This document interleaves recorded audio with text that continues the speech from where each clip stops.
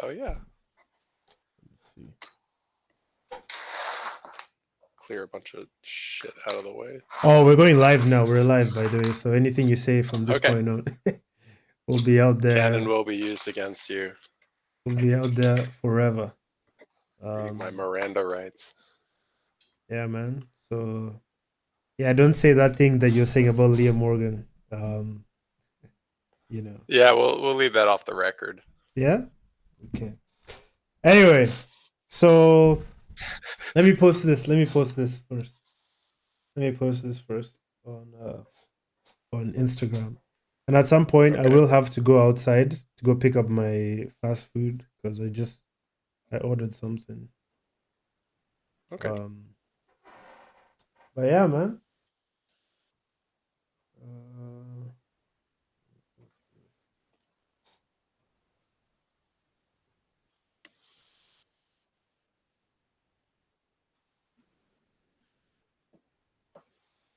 Damn, bro, it's so exposed.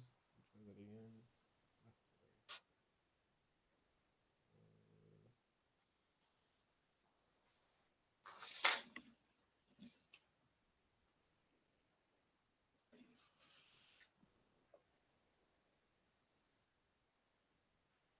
Oh, you should also, if you can, maybe pull up the YouTube chat on your end. I'm already on it. Nice. You have Sam saying, "Good morning, Owen. What about good evening, Abuga, bro? These guys are so rude, man. What's up, Sam? They're so rude, bro. It's gonna make me cry." Sam, you better say something nice about my friend. It's okay, bro. I'm used to it at this point. All right. So, welcome everyone. This is podcast number 20 some 22. And today we're interviewing, hanging out with, chatting, shooting the shit with Owen Campbell. If you could briefly introduce yourself for the people who don't know you. Yeah. I am a downhill skater based in Ohio. I got to rep the homies. We've been kind of exploding on the scene over the last several years. We've got a nice community growing up here. And I do a YouTube channel where I do the longest gear reviews you would ever want to watch. So I say everything I gotta say and nothing else. Yeah, Owen Campbell is a guy that won Australia's Got Talent, I guess. The singer, does acoustic guitar. Damn. So Feeling his jack your swag, bro. yeah, Do I'll you have to buy play the Instagram handle from him. do you play any instruments? I do. I play the clarinet and the saxophone. Damn, bro. Maybe we need a fuck. There's a spider on my fucking microphone. Okay, it's gone. But it's on I flicked it on my bed. So anyway, yeah, man. Maybe you and Owen Campbell need to do like a collab. So we have like Owen That would be Campbell funny. squared. You know, Owen Campbell squared. that would be sick. Yes, I do some gear reviews. They're nice and fun. They're long. I say everything I want to say and nothing less. And I also have a little Patreon going on. Some people want to support me a little further over there. I Nice. post a lot of shit on Patreon. We've got like 40 hours of videos over there. He'll be posting a lot. He'll be posting on there. So yeah, guys, that is Mr. Owen Campbell. And he's a nice guy also. Are there any special facts, special things people may like to know about you? Oh, Anything good that question. what do you call it? People may not be able to glean from the reviews. Well, the number one thing I hear when I meet Yeah. people in person that are like, "Oh, and I love your channel," I go, "Oh my God, you're tall," because I'm 6'7", Damn. and that is not always translated through the screen through Yeah. videos. So that's probably my number one fun fact. And by trade, I'm a designer, drafter, Nice. detailer. I make blueprints. So That's what I do. So that's translated well into Damn. some of the design stuff I've done for skateboarding. It's kind of So where those you skills come so from. you made this is what you're saying. Yeah, we go way back, Jay-Z and I. Yeah, bro. Jay-Z repping Ohio in New York. Oh yeah, for sure. That's cool, man. I didn't know you're a designer, man. I didn't know you studied that. That's actually pretty cool. So, like, do you use like design software in like what you studied, or did you just kind of like study a course and then that was kind of like your hobby, and then or how did it come about? Uh, Typically, the correct route to becoming a designer is to do like an associate's degree, like two Right. years in a community college, technical college, where you learn a couple different, design software packages. You learn some industry standards. Maybe you Mm-hmm. learn some machining, so how to run a CNC machine. I did a couple classes in that. But I started out wanting to be a mechanical engineer and Nice. dropped out. I dropped out of college What happened? because I was like, I got to a point during the pandemic where I made the realization after I had had a couple internships where I was doing a lot of design heavy work, and I was watching the engineers and what they were working on, and I was working with the designers and what they were working on, and I realized I'm like, I just love the workflow of Yeah. being a designer. I like making the things, I like doing the drawings, like it's very Yeah. satisfying, it's very zen. Yeah. Um, and so I realized I'm like, I don't need to spend several, like tens of thousands more dollars to finish up this engineering degree when I can just, kind of walk away with my skill set and, hopefully get out there in the workforce. So, Fair yeah. enough. That's at least you got out early, you know. Yeah. Um, but what's your favorite thing you've designed? Like skateboarding related and Mm. not skateboarding related. Skateboarding related. Do I have anything on here? I have something fun I can show. I need to pick it up and All bring it good, over here. man. All good, man. Take your Um, time. I just want the records to show that Sam H misspelled my name. Sam H said Abuja, which is very, very infuriating. As you can see from my face, I am angry. Now Owen has brought us a steel so contraption. a steel contraption, that's right.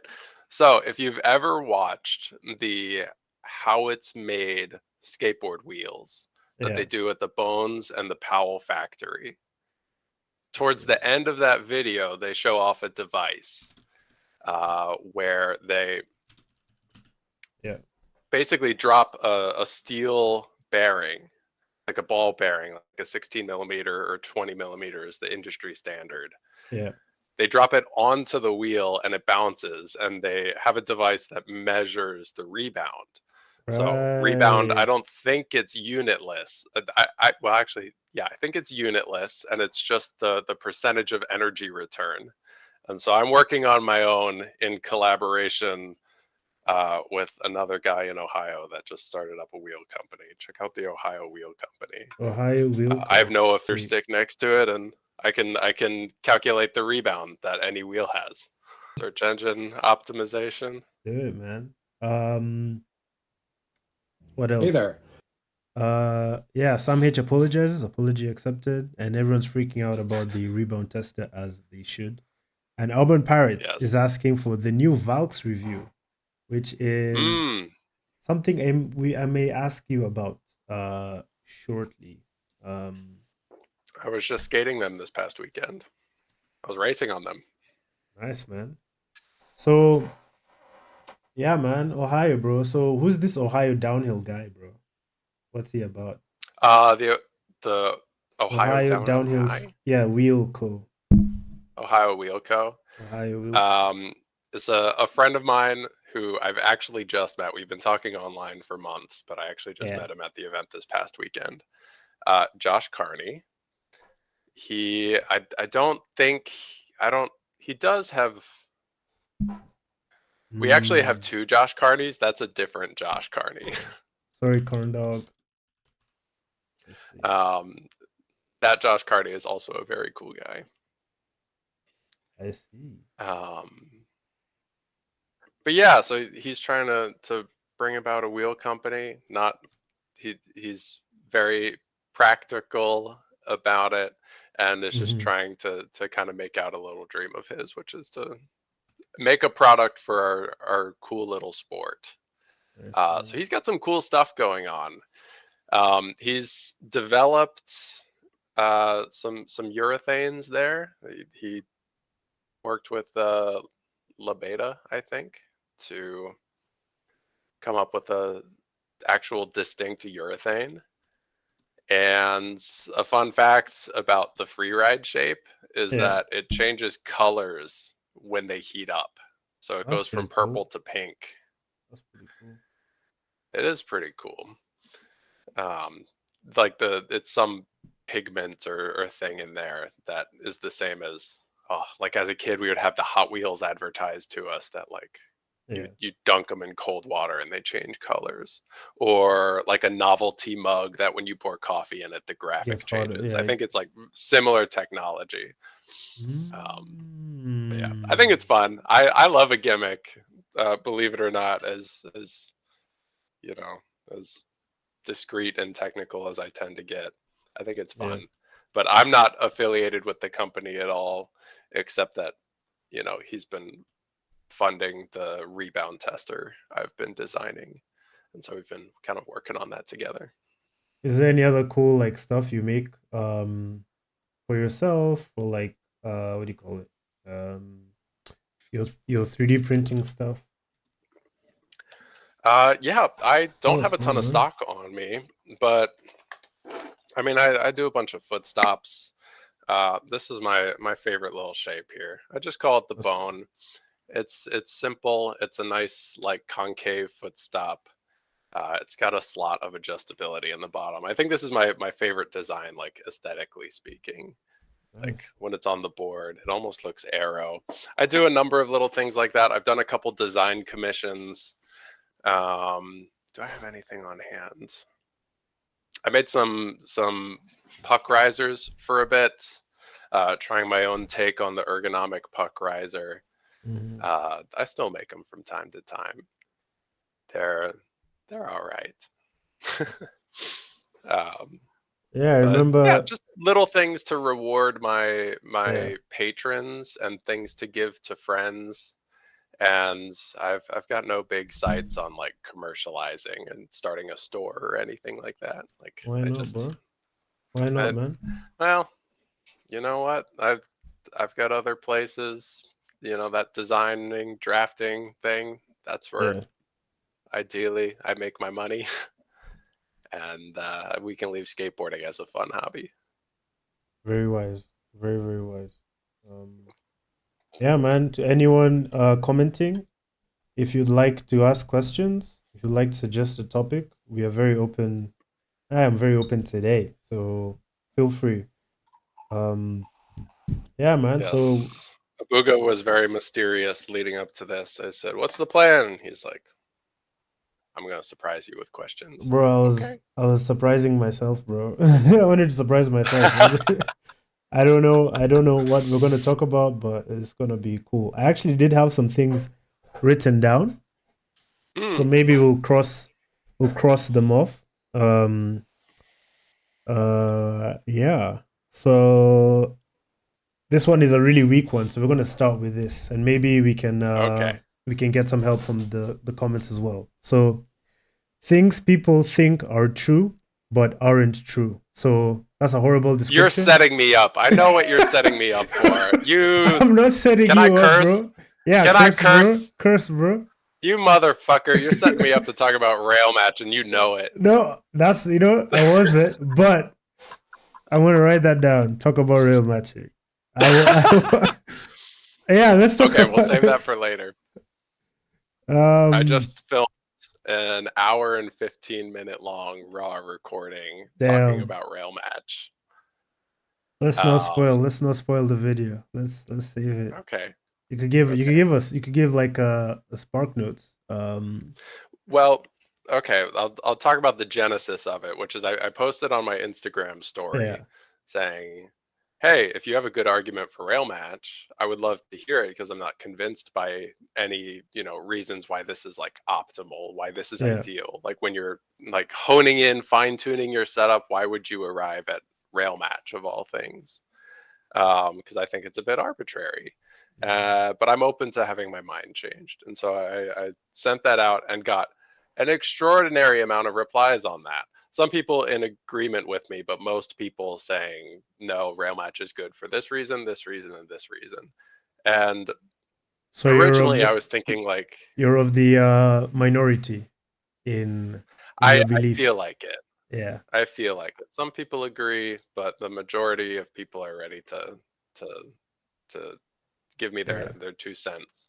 Right. Um, and I'm like, if I am in the minority, it feels likely that I'm wrong. Hmm. So I want somebody to tell me why.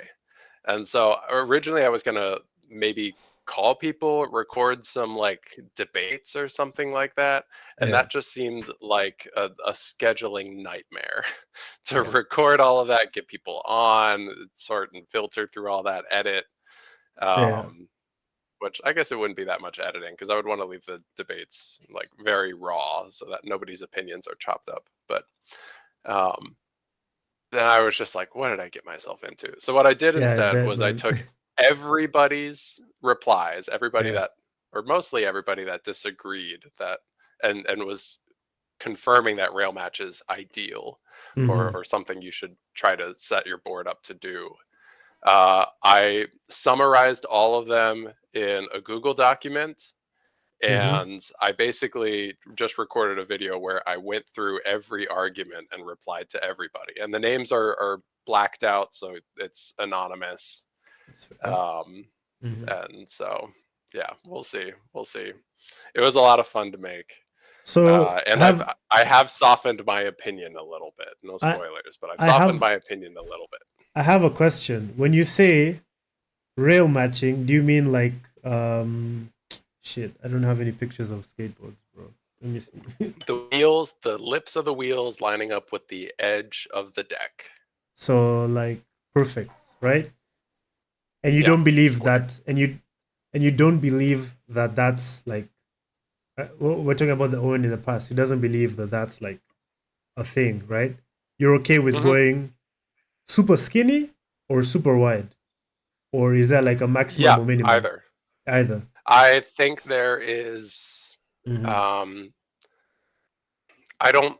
The foundation of my argument is that I don't think anything special or like performance wise, there's not Yeah. like a peak performance that happens as soon as you get rail match. Like as Right. soon as those wheels are lined up to the edge of your board, Mm-hmm. and that situationally I can think of times in the past where I have set up my board specifically not to rail match either the wheels wider or the wheels narrower to get a Right. certain performance characteristic. And so when people say rail match is ideal, I can think of situations where it's not ideal for setups that I've used, Right. where I've been Okay. trying to, if I'm doing underhang, like I'm getting the wheels under, or I guess overhang is the word, the deck is overhanging over the wheels, so the wheels are tucked under the deck.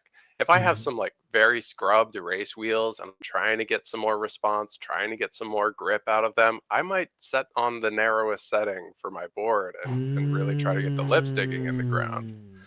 I Or let's see. say I'm free riding a wheel that, I want to have a chill free ride sesh and I've got something, maybe it's on the grippier side, having it poke out, not optimizing for grip necessarily, not optimizing for control, like Mm-hmm. poking those out and getting a little bit less like lip engagement, having that turtling effect, uh might be the like the optimal setup for me in that Right. situation where I'm looking for a Okay. specific feeling. So So yeah, it's okay. So I see.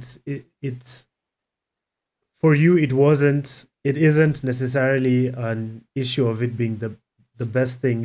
It's an issue of you wanting certain performance characteristics.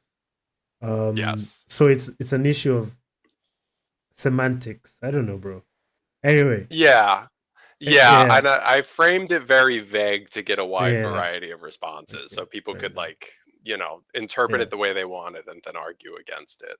right. Um, because maybe there's an angle I'm not looking at this from, and that's kind of what I realized is that Yeah, when people have told me, "Oh, you should rail match," or like telling a beginner, you read a forum on Reddit, yeah, and they're like, "Oh, you want to rail match your first deck perfectly. Here's the trucks and the deck size and the wheels to do that, probably." I've seen that as like, oh, they're saying that rail match means the best performance. right. And basically my conclusion that I've come to after this process, so we're spoiling the video a little bit, but I still think it's worth watching if and when it comes out, Yeah, um, is rail match is a good start, but it shouldn't necessarily be the end goal for your right. setup when you're tuning it. Like if you don't know anything better, if you Mm-hmm. you don't have experience, or if you're just setting up a board with new components for the first time, you might as well rail match. It seems like there's not really any downside to rail matching. Right. Um, but as you tweak the setup and look for specific characteristics in your hookups, the grip, the kick out, the kind of forgiveness, Mm-hmm. um, the style of skating you're trying to achieve, then going away from rail matching might actually better suit the performance characteristics that are going to be ideal for you. So Right. that's the foundation of my argument. I would say I am diametrically opposed to your opinion, but Beautiful, I beautiful. don't wanna get into debate. I don't want to get into debate. You know, we're here for other things. So here's what I'll say, and then we move on to the next one. So in my experience, rail matching offers like is like the Goldilocks zone. You get like just a little bit of everything, right? You get like decent Hmm. turn, decent response, decent stability. Your board doesn't really want to tip when you slide. When you go fast, it's not too overreactive. So for me, it's the what's the word? Yeah, it's like the Goldilocks zone for me. So I would absolutely recommend it. I have skated boards with wider hangers, but when it does have a wider hanger, there are some other performance characteristics that I wish the board had. Or when it does have a skinnier hanger, there are some performance characteristics I missed. So it's just the Goldilocks zone for me. I agree with you when you Hmm. say like using the word, we say best because some people may not know better, but when you have more experience, Mm. you can go outside of like the regular thing and you kind of know what you're doing. But if you don't know what you're doing, then rail matching is probably a good start, as you said. I I agree. I Yeah, agree. It's a great place to start, and for a lot of people, it seems like yeah, it's gonna continue to be the ideal zone for their setup. Um, right.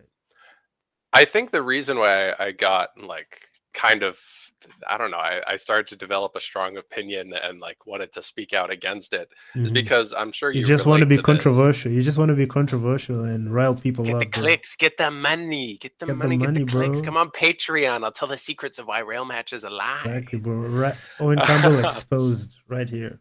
Exposed, baby. The reason why I started to get like Yeah, kind of flustered about it, I guess, is because I'm sure you relate to this. We get a lot of DMs about people asking how to set up their boards, right. or what's the next truck they should buy. And I've gotten a lot of DMs and YouTube comments saying like, "Hey, I have these wheels, I have this deck, and I'm looking for a truck that's going to perfectly rail match." Or they have wheels and trucks and they're looking for a deck that's going to rail match, or any of Hmm. these combinations of things. And often when people are asking about these kind of specific things, it's sometimes you can interpret that it's phrased in a way of like, I have limited resources to Hmm. buy something. Like I can't just test everything. I don't have friends at the local session where I can try their boards or like borrow their trucks for a day or They something just like that. don't want to get it right the first time. They want to get it right the first time, which I have a lot of Yeah. respect for. But when you have limited resources and that's getting in the way of like setting up a perfect board, I feel like there's maybe other things to focus on and get right other than rail match. And I Mm-hmm. think the most egregious example of when this has come up was when I reviewed the seismic Aeons, those 105 millimeter That you hated. trucks. I hated them. They're terrible trucks. But there are so many people that were like, oh my God, I was gonna buy this truck because this is the only way I can rail match with my Yeah, mags on my little yeah, race board. yeah, And like this is the only way I can achieve an RKP setup with some split angles and rail match.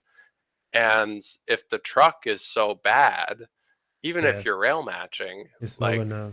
Yeah, right. So I would steer people away from that rail match, there's other things maybe to focus on your setup other than rail match. yeah. If you have limited resources to build a setup, I whether that agree. means you have a little bit of money or that means you live in a place where it's hard to get gear or, tariffs.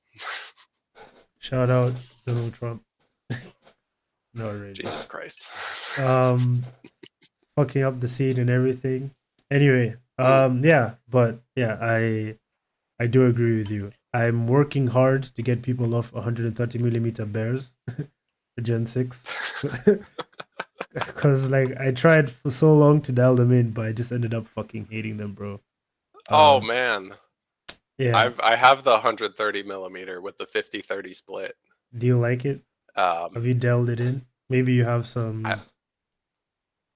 I love them. You love them, I'm really I'm really impressed by them. really? But a lot of it is contextual, Yeah. Tell us which is more. the important thing for gear reviews. If I'm Yeah. reviewing a $700 truck, I'm Yeah. gonna review it under a very specific microscope. That's like, hey, Yeah. I'm gonna figure out if this is worth $700.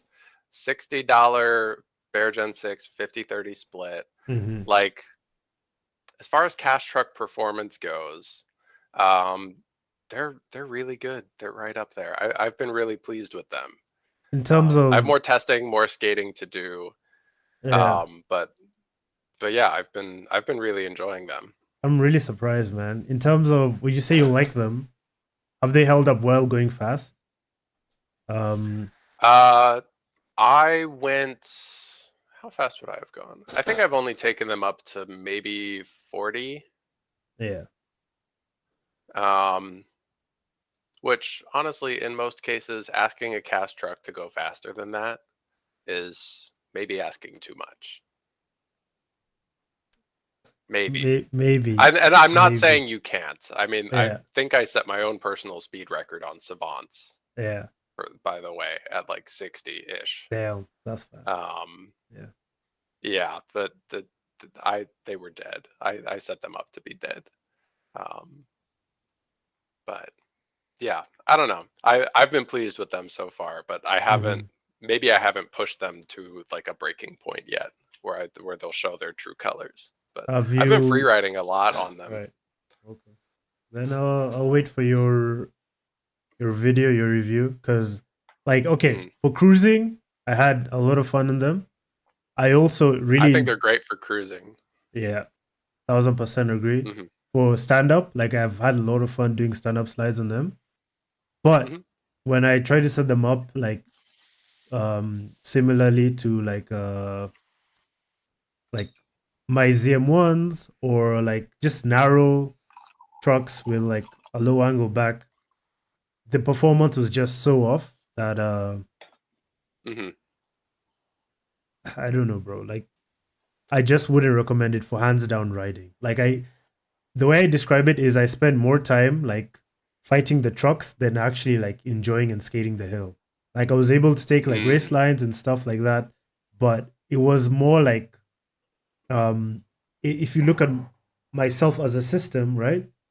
The trucks were Hmm. the limiting factor in that system, not the wheels, not the board, not my skill. The trucks were. So that's why I wouldn't Hmm. recommend them.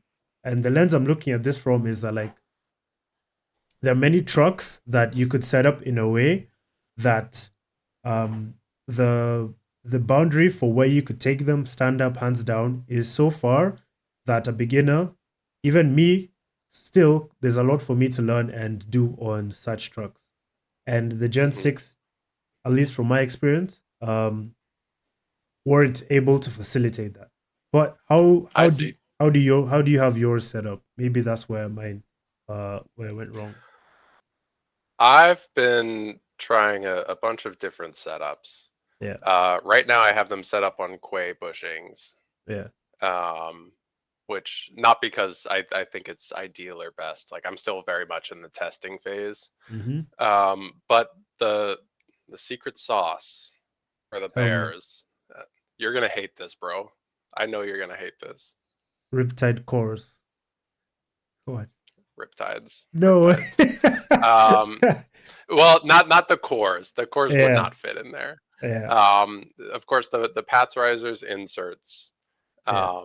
ideally as hard as like the 95A, and the Yeah. that's designed for Paris fit beautifully in the pairs. The pivot cup. No, Say no, again. the You Canon English. Magnum shapes All right. from Okay. Riptide. So they have Okay.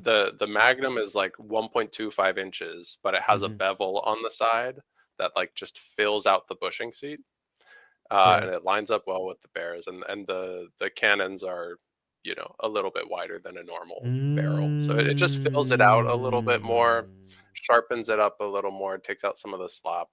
But depending on what your tastes are, the Canon Magnum combo can really restrict the lean, which at lower speeds might feel nasty and bad. It might, not suit your style in a hairpin. Mm-hmm. Um, I've even run double magnums, so that thick bushing on roadside and board side. Confirmed. And I found some good balance on that. I really like that. Confirmed. Owen likes Um, it thick. So Owen ladies likes it thick. out Listen. there. Yeah. Um, so yeah, I've been enjoying them, and I guess the context under which I'd say like they're they're good and they're like Mm-hmm. outperforming some other things is that they're $60, and Mm-hmm. that's like at that price range. Is there anything else in that range Mm-hmm. that can compete, right? That is offering Right. 130 millimeters. That 50-30 split is incredible. Mm-hmm. Um, and it's giving me decent performance. And so I'm not going to swap out, precision trucks for my bears, right? Mm-hmm. But I might be done with my Paris Savants because I'm enjoying the bears so much, Mm. Okay. which That's is fair. I've been skating Savants for 5 years now. Mm-hmm. So Okay. that's kind of where I'm attacking it from. I would agree with you that you're missing some of the finesse at the limit for like a good glove down, Yeah. hands down truck. But compared to other things in the cash truck market, it's Yeah. hard to get much better for the price. So that's kind of the reference point for where I'm like why my Mm-hmm. opinion is so positive. They're not gonna beat out really most precision trucks. Okay. So a couple comments. So I like that you used the Magnum because I thought like the slop was too much in the truck and like the little insert was doing way too much work and that's why it wasn't like as good as it could be. So I Hmm. wish I could try that. Anyway, I'm It's done. expensive, I'm the done, bro. I'm Riptide not products. I'm not going back. I'm not going back to test that truck. So we'll wait for your review, Yeah. but I wish I could try it. And I would argue against I understand what you're saying, like $60, there's a lot of value. 1000% Hmm. agree. But for me, the way I look at it, I want something that okay, so at $60, you're gonna have to compromise, right? I would rather Right. recommend someone get 150 millimeter bears, the 30-degree base plate, not be able to run them on specific decks or run specific race wheels and just progress on that. And then Hmm. save up or make the jump later to get like a proper board. It would be way Hmm. better if like from the beginning, like everyone could just like buy like one board, like a tiny race board, and then Gen 6, and then when they're ready, Ronins, M1s, whatever. And that leads me to the next question. We got a great question from the chat. They're going crazy in there, bro. Um, saying a lot of things, bro. Mike Oh Bay yeah. Mike Bay Area Longboarder asks, "Are you Owen? Are you pro symmetrical or pro split trucks for first time longboarders?" Oh, that's a Yeah, great question. Um, I'm pro split. I think splits make things easier. yeah, So long as you're not overdoing a split, like doing something crazy like 50-20 on a 25-inch wheelbase, it's like you're really not going to turn on that. So you're going to miss out on a lot of performance. A really low angle base plate in the rear is going to inhibit learning at lower speeds. hmm, But I think a small split, like, you know, eight, like 5 to 15 degree split, hmm, can probably really help a beginner like have some more confidence. Um, but there's also something to acknowledge is that you're kind of funneling them into being locked onto splits for life if you do that. I think somebody riding splits to learn will never go backwards to ride symmetrical trucks. And depending on what they like, if they want to do some of that free ride, some switch skating, feels kind of like it's becoming increasingly more rare. good. Um, Just it's kidding. like you kind of want to set somebody up for versatility. So symmetrical kind of inspires some good versatility. And there is something to say about learning the difficulty curve of staying stable on symmetrical trucks, that a split is going to do some of that work for you. Hmm, So it's kind of like training with extra weight, going on a run with a weighted vest on or something like that. It's hmm. like symmetrical is almost going to teach you more about board control and the sport, even if it's not maybe the easiest thing you can skate right out the box. That's a great answer. And Mike, you didn't ask me, but here's my opinion anyway.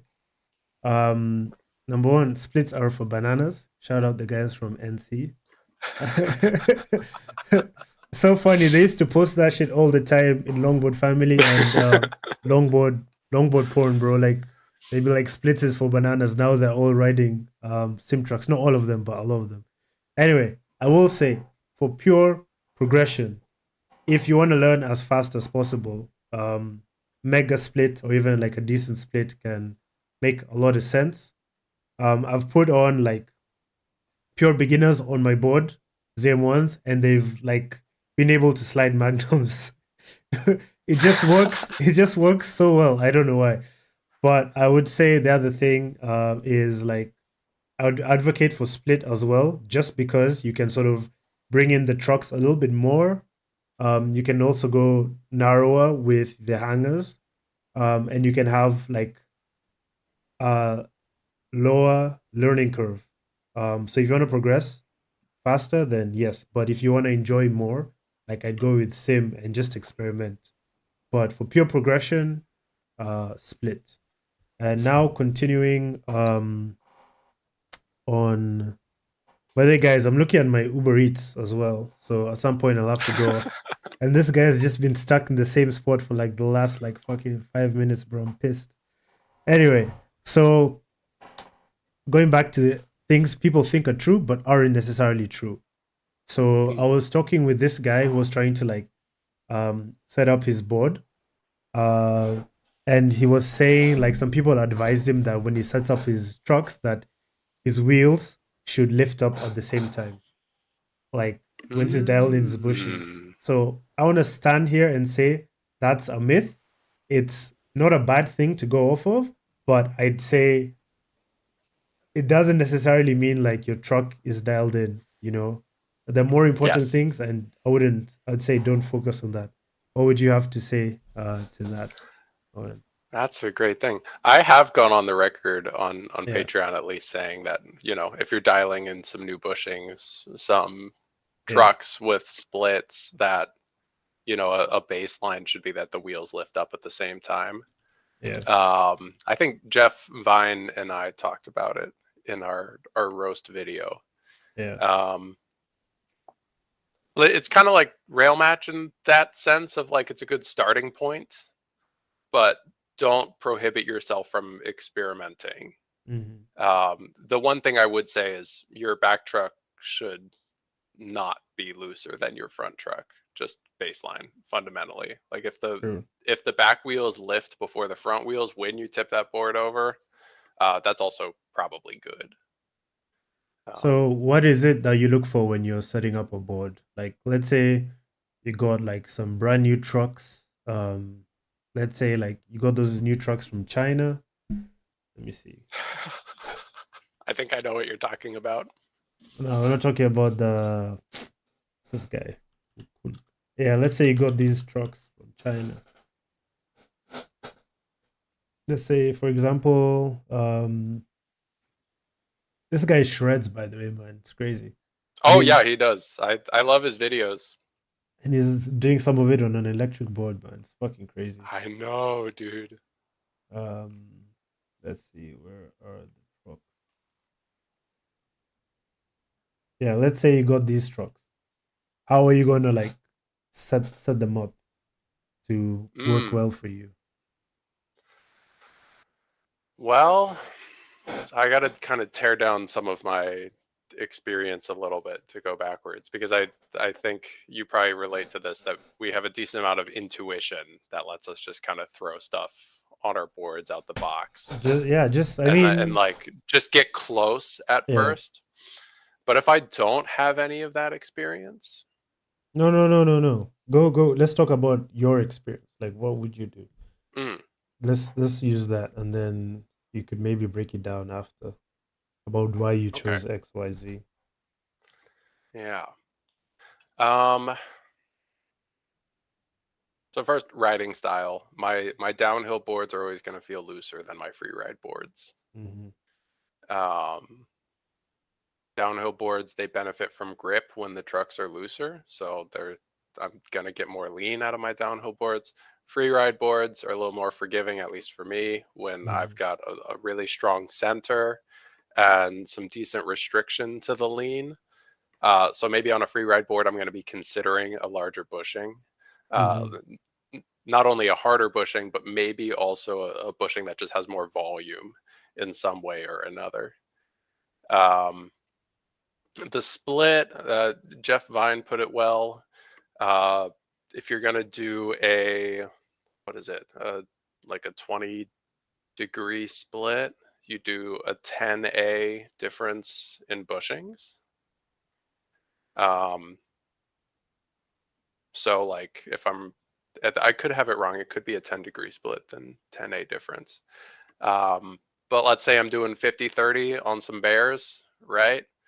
I'm gonna try to maybe gun Mm-hmm. for 85 in the front, 95 in the rear as my starting point. Um, Symmetrical trucks, I'm always going to bias a little bit of hardness to the back. So let's say I've got 85s all around. I might throw an 87 in the rear on a symmetrical setup, which what I just described is probably way too loose for what I would be doing on a sim setup. But um, Mm-hmm. symmetrical, I'll bias a little bit of stiffness in the back just for a little bit of comfort. I also tend to put a lot of pressure on my back foot when I'm free riding, and I can really feel if and when the truck like collapses over, especially in the back when I'm kicking out slides Mm-hmm. or when I'm going faster. It starts to wobble a little bit, so I'll try to hone that in. Um, as far as formulas go, uh, it's so hard to go wrong with Venom HPF. Like that, I feel like is the blanket urethane for setting up any trucks at all. Shout out Zach And I Mayton. feel like shout out Zach made them. Um, and for me, I use riptides in a little bit more niche situations, a little bit more niche trucks. When I'm Mm-hmm. trying to get a very specific feeling, when I'm trying to dial in a strange tendency of a particular truck. I'm trying to fill out a bushing seat with like a Magnum bushing. That's when I think Riptide products really shine. Um, you can main Venom, you can main Riptide. Being a Riptide rider takes a lot more work. I'll be honest. You've got to learn a Yeah. lot more products. You've got to learn a lot more formulas. So it's usually not what I'm pointing beginners towards. Mm-hmm. But yeah, and then get some pivot cups. If the stock pivot cup sucks, I you you, you don't want the sloppy woppy pivot cup. would agree. So yeah, that's what I'm doing. Also throwing some Pats risers inserts in my trucks anytime there's compatibility. Yes. Yeah, those are Gives pretty me good. some more versatility, and I think they just sharpen the truck up. But the thing to consider is if you're throwing in a Pats risers insert bushing, is you probably want to step down some of your bushing duro a little bit, just because that extra urethane in there, depending on what truck you've got, might restrict it a little more than you want. And that's usually the feedback we get on the Pats inserts, is like somebody throws them into their Paris without changing the bushings, and they're like, it's Hmm. restrictive. Like, I liked how it felt before, but now I can't turn as much. It's like, well, you put more urethane in your Paris trucks where there wasn't before, so of course it's going to be more restrictive. Um, Tune your bushings accordingly, but it's not for everyone. Nice.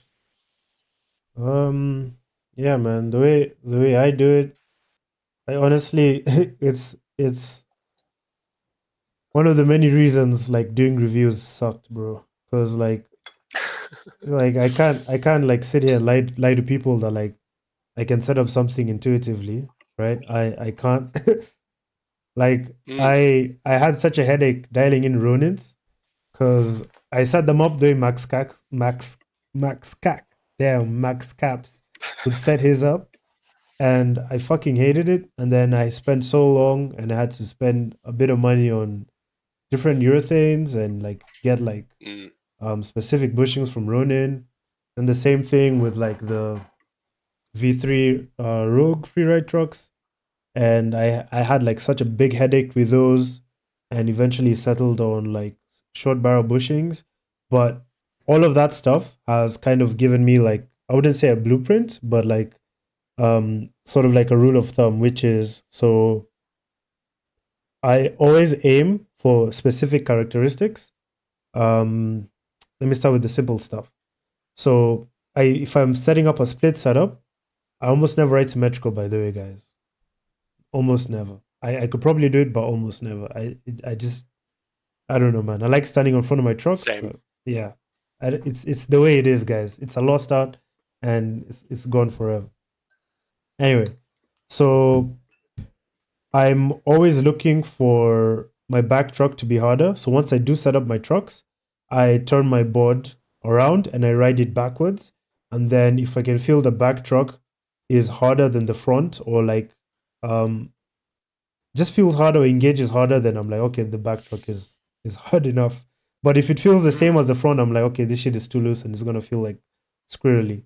Um Going super interesting. fast. Yeah. So that's what I do. And then I always aim to have a decent center. I always aim to have smooth support through the lean or decent support through the lean. I don't like a truck that's too quick. And there are different tricks that you can do depending on the truck that you're using. And um, finally, if I'm doing free ride, I want a big center. And then I also want a quick end to the lean. I find, at least with myself and with my friends, if a truck has too much lean, sometimes it's really hard to hold out stand up slides. And it can be a limiting factor in someone's progression as well, even hands down riding. So when I give advice, I give it from that frame. So um, that's that. So yeah, man. Hey, I dig it. I thought, I'm gonna yeah, have to try the backwards setup trick. That's touch, interesting. touch is something new, huh? Yeah. Yeah, yeah, cause like I kind of noticed that if my back truck doesn't feel harder than the front, like it almost always feels sketchier, like going fast or like Yeah. trying to like eke it out. So, you know, there's that. Um, Copy. Moving on to the next question. This one might be controversial. Uh Uh, Loose trucks save lives. Do you agree? Do you disagree? oh. Context. It's got to be about context. Yeah. So, Um. all right, let me give you context. Let's go to Reddit, right? Okay. There was this guy who ate shit recently. Um, We're just gonna put somebody on blast. And like he has all sorts of like I love this. Like obviously it's protected, Woo. which is good. It's got leathers on. Um and then he has like little highlights. Yo, the longboard Stig is hating our takes, by the way, bro. He disagreed with he said using splits as a crutch for learning is not the move. He also says, People always say that when yeah, technology gets better at doing a thing. I agree People with you. always say that. And then longboards, he says again, loose truck save lives, so he's disagreeing with me. Anyway, the homie here ate shit, which happens, and then there was someone advising him that loose trucks, where is it? Where's the comment? Um,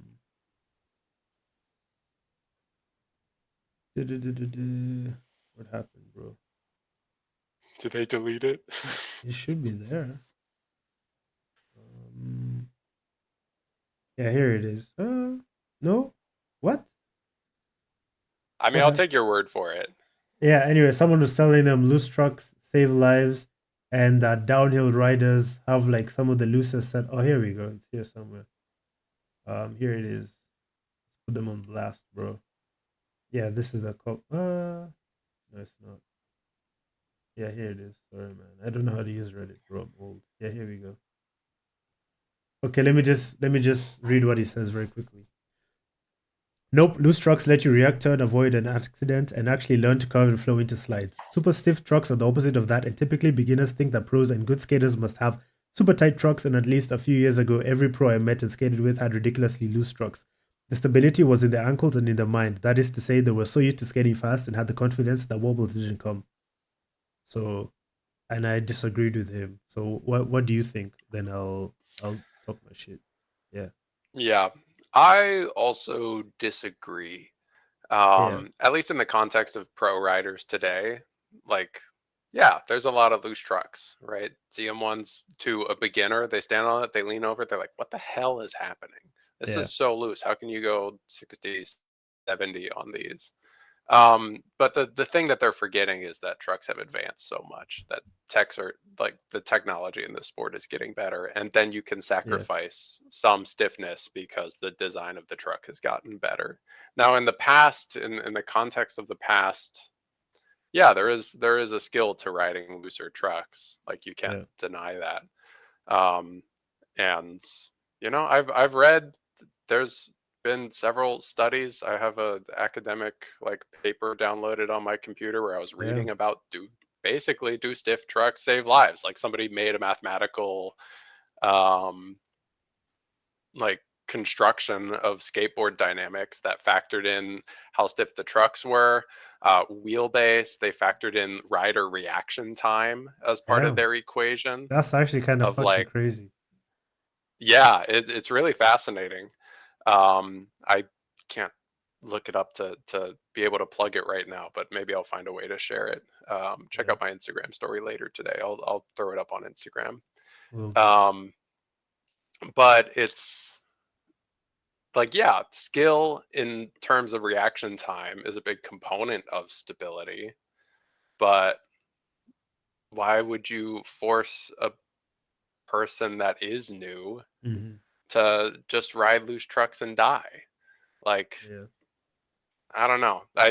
There's definitely learning to be done on loose trucks. Like loose trucks will teach you a lot about your form, I will about agree. gaps in your technique, but saying that they have to be loose, otherwise you're using them as a crutch is a little bit extreme and is denying a lot of context where that would be valuable for a person. Good, good take on that, which I mostly agree with. Which I actually absolutely agree with. What I'd add is that I actually agree. Loose trucks save lives, but that term is incomplete. Like Hmm. you, there's a lot of good stuff in like the chat right now. A lot of people dropping knowledge. Um, when I say you don't want two loose trucks, what I mean is what you actually want a good balance between leaning and turning. You want decent support, and you want to actually be able to articulate the trucks. This is especially coming from someone we used to skate some of the loosest trucks known to man, and all it did Same. was limit my progression. If I just got slightly harder bushings, it gave me a stronger center point, more support to the lean, I would have been like doing stand up slides like way sooner. I mean, I did learn stand up slides as the first thing, but I would have been doing stand up slides like far faster. I would have been taking better lines. I would have progressed faster, and I would have had a more enjoyable time because most of the time I was just like riding the trucks, not necessarily like I don't know how to explain it. Like I was fighting and like trying to like ride the trucks instead of just riding the board and enjoying the whole experience. That makes sense. Yeah. That makes sense to me. So there's some people have dropped some nice knowledge. Mike Bear Longboarder says, what did he say? I missed it. Uh, he said something about like a soft, yeah, loose front saves lives, loose rear takes lives. So it's all really about about balance. But yeah, Yeah. yeah, Yeah. I think the important thing is that either extreme is bad. yeah, Like going super, super hard is also going to be very problematic in yeah. situations. Going super, super soft is going to be problematic. It is about striking a balance. Hmm. Um, and yeah, even if a super stiff truck that doesn't lean is going to give you, you know, what you need for a straight bomb, like just going super fast in a straight line, make sure you can slide that, right? Make sure Would agree. you can Yeah, bust out a pendy on that thing and not die, because if your trucks are too hard to pre-carve and set up into a good pendy, like that's gonna kill that's you death, just as bro. much as a speed wobble is gonna kill you. So Not to tight yeah. trucks, bro. That's what we're saying. Hmm. Longboard stake, finally something we agree on. Wheel bite is 1,000% a myth. It isn't real, and I've definitely not fallen uh, to wheel bite. So, Oh, I've um, eaten so much shit from Wheelbite. bro, me too, man. Um, okay, so now I'm gonna have to leave you for a couple minutes. So you're gonna have Okay. to entertain the chat. Chat All right. are up. Chat. Let me see. Let me put this. Let me put this on here like this. Um, yeah. Let's see what people are saying. Yeah, guys, I have to go get my Uber Eats, bro. Like my dinner today had like no protein. So yeah, bro, gotta get them gains. So yeah, let me leave you. See you shortly. All And right. it's raining outside too. All right. What's going on, chat? Let's talk. I haven't been reading chat throughout this. Like I said, I'll throw up a link to that paper on Instagram later if you're interested in reading more about it. It's honestly the mathematics, the you know, academic language is a little bit too much for me to fully comprehend. Um, but it's very interesting, and it does chart some correlations between when the system of the skateboard becomes unstable and has a tendency to go into wobbles, and they dictate that on graphs by showing um, like the unstable zones, the zones of instability.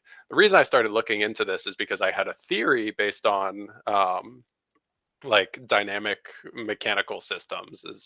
Is, you know, everything vibrates, everything has a natural frequency at which it wants to vibrate. And so I kind of drew a connection in my head. I'm like, why wouldn't a skateboard be the same way? Let's say you have a certain speed that you're going, where it's stable, and then you go a little faster and you match this harmonic frequency of the skateboard and you start getting speed wobbles. I had a theory that if you go faster instead of like slowing down and air braking to make the speed wobbles go away, which would work. I also had a theory, which is maybe not anything that should be recommended to anybody, that if you go a little bit faster than that resonant like harmonic frequency, then maybe you'll get past that and the oscillations will stop. That maybe the answer to speed wobbles in some situations is to actually go faster, which in practice I do not recommend to anybody. And in fact, the paper I read gave some decent mathematical proofs as to why that might not be the case, at least in some scenarios.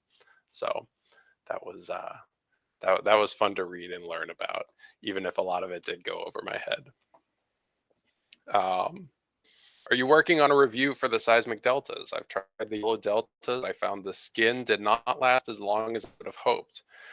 Red leaf mags are my race pick. I like, I've not been working on the review for the deltas, but I do have the deltas, which you might know about. They're just in my drawer here.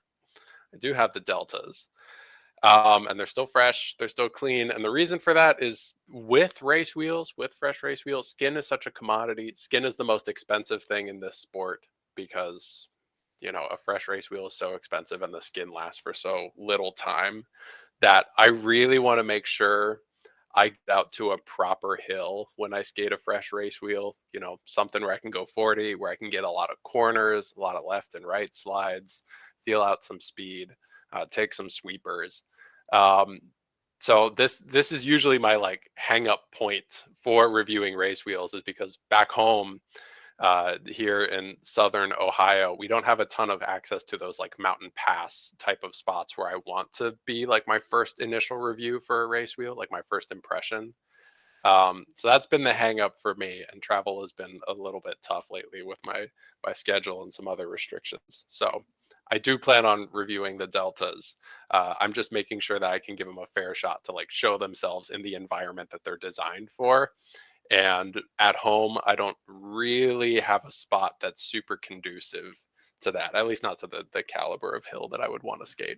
But the thing I'm really excited about is I also picked up a fresh set of the Chase Hiller Alphas. So I'll be able to skate both of these and be able to talk about like the leap in improvement, like the how these are better than the Chase Hiller Alpha. So there's actual context for seismic fans that are coming off of these and wondering why they should buy deltas.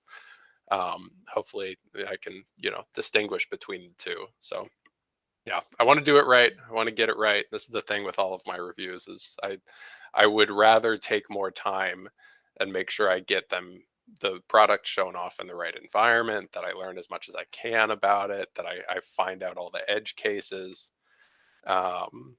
before, you know, really cracking into them. And I'm so tired of skin, man. Skin is really fun to ride, really fun to skate and have all that grip, but it's the number one thing that I hate about reviewing race wheels is that skin is there for 1% of the race wheel's life, and then it's not there for the rest of the race wheel's life. So I'm like, do I dedicate 1% of the review to talking about skin?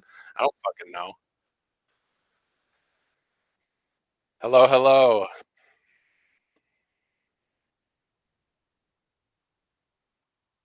He has to pee. I have to More pee. comments. Go faster, One God. sec. All right. I'm responding to more comments. Tell us about the time you tried some modded shortened axle bear trucks after you reviewed the seismic trucks. Those were a chop done by a friend of mine. Um, they were 120 millimeter. I think they had a spacer capability in there to go up to 130. Actually, no, I don't think they did. Um, they're the Bear Gen 6. They were just chopped. I did not chop them personally. They were loaned to me because I wanted to, you know, put the seismic Aeons up against a truck that was most comparable to see like even if a truck is wider, can I still get decent performance than, you know, my rail matched Aeons. Um, so yeah, they perform just like Bear Gen 6, but just a touch narrower. Um, so there's nothing distinct about them, and I don't know anything about the chopping process, so there's nothing to specifically talk about there. Hello, dude. Hello. What are the people saying, man? We're talking about a lot of stuff. We talked about deltas, the seismic deltas for a bit. I complained about skin on race wheels and how I hate it. Not because Mm-hmm. of the way it feels. I love gripping. I love breaking hard. I hate it because it's the most expensive commodity in this sport. Facts. Um, and yeah, have I thrown my deltas and the alphas in the washer? Yes, I have. Well, I usually just hand wash them with some dish soap to absorb the oils off the surface and clean them up. But yes, I always wash my race wheels. Delta's skin review versus Delta's meat review is two different vids would be rad. Absolutely not. I'm not trying to squeeze I'm not trying to squeeze money out of YouTube AdSense that bad that I need to make two different reviews for the same product. You just I think you're saying that because you want me to review them faster and I can skate the skin and then make a video and then I can skate the wheel and then make another video months down the road. Nuh-uh, we're doing it in a package. I take my time to a fault. Are you Italian? Do you have Italian blood in you?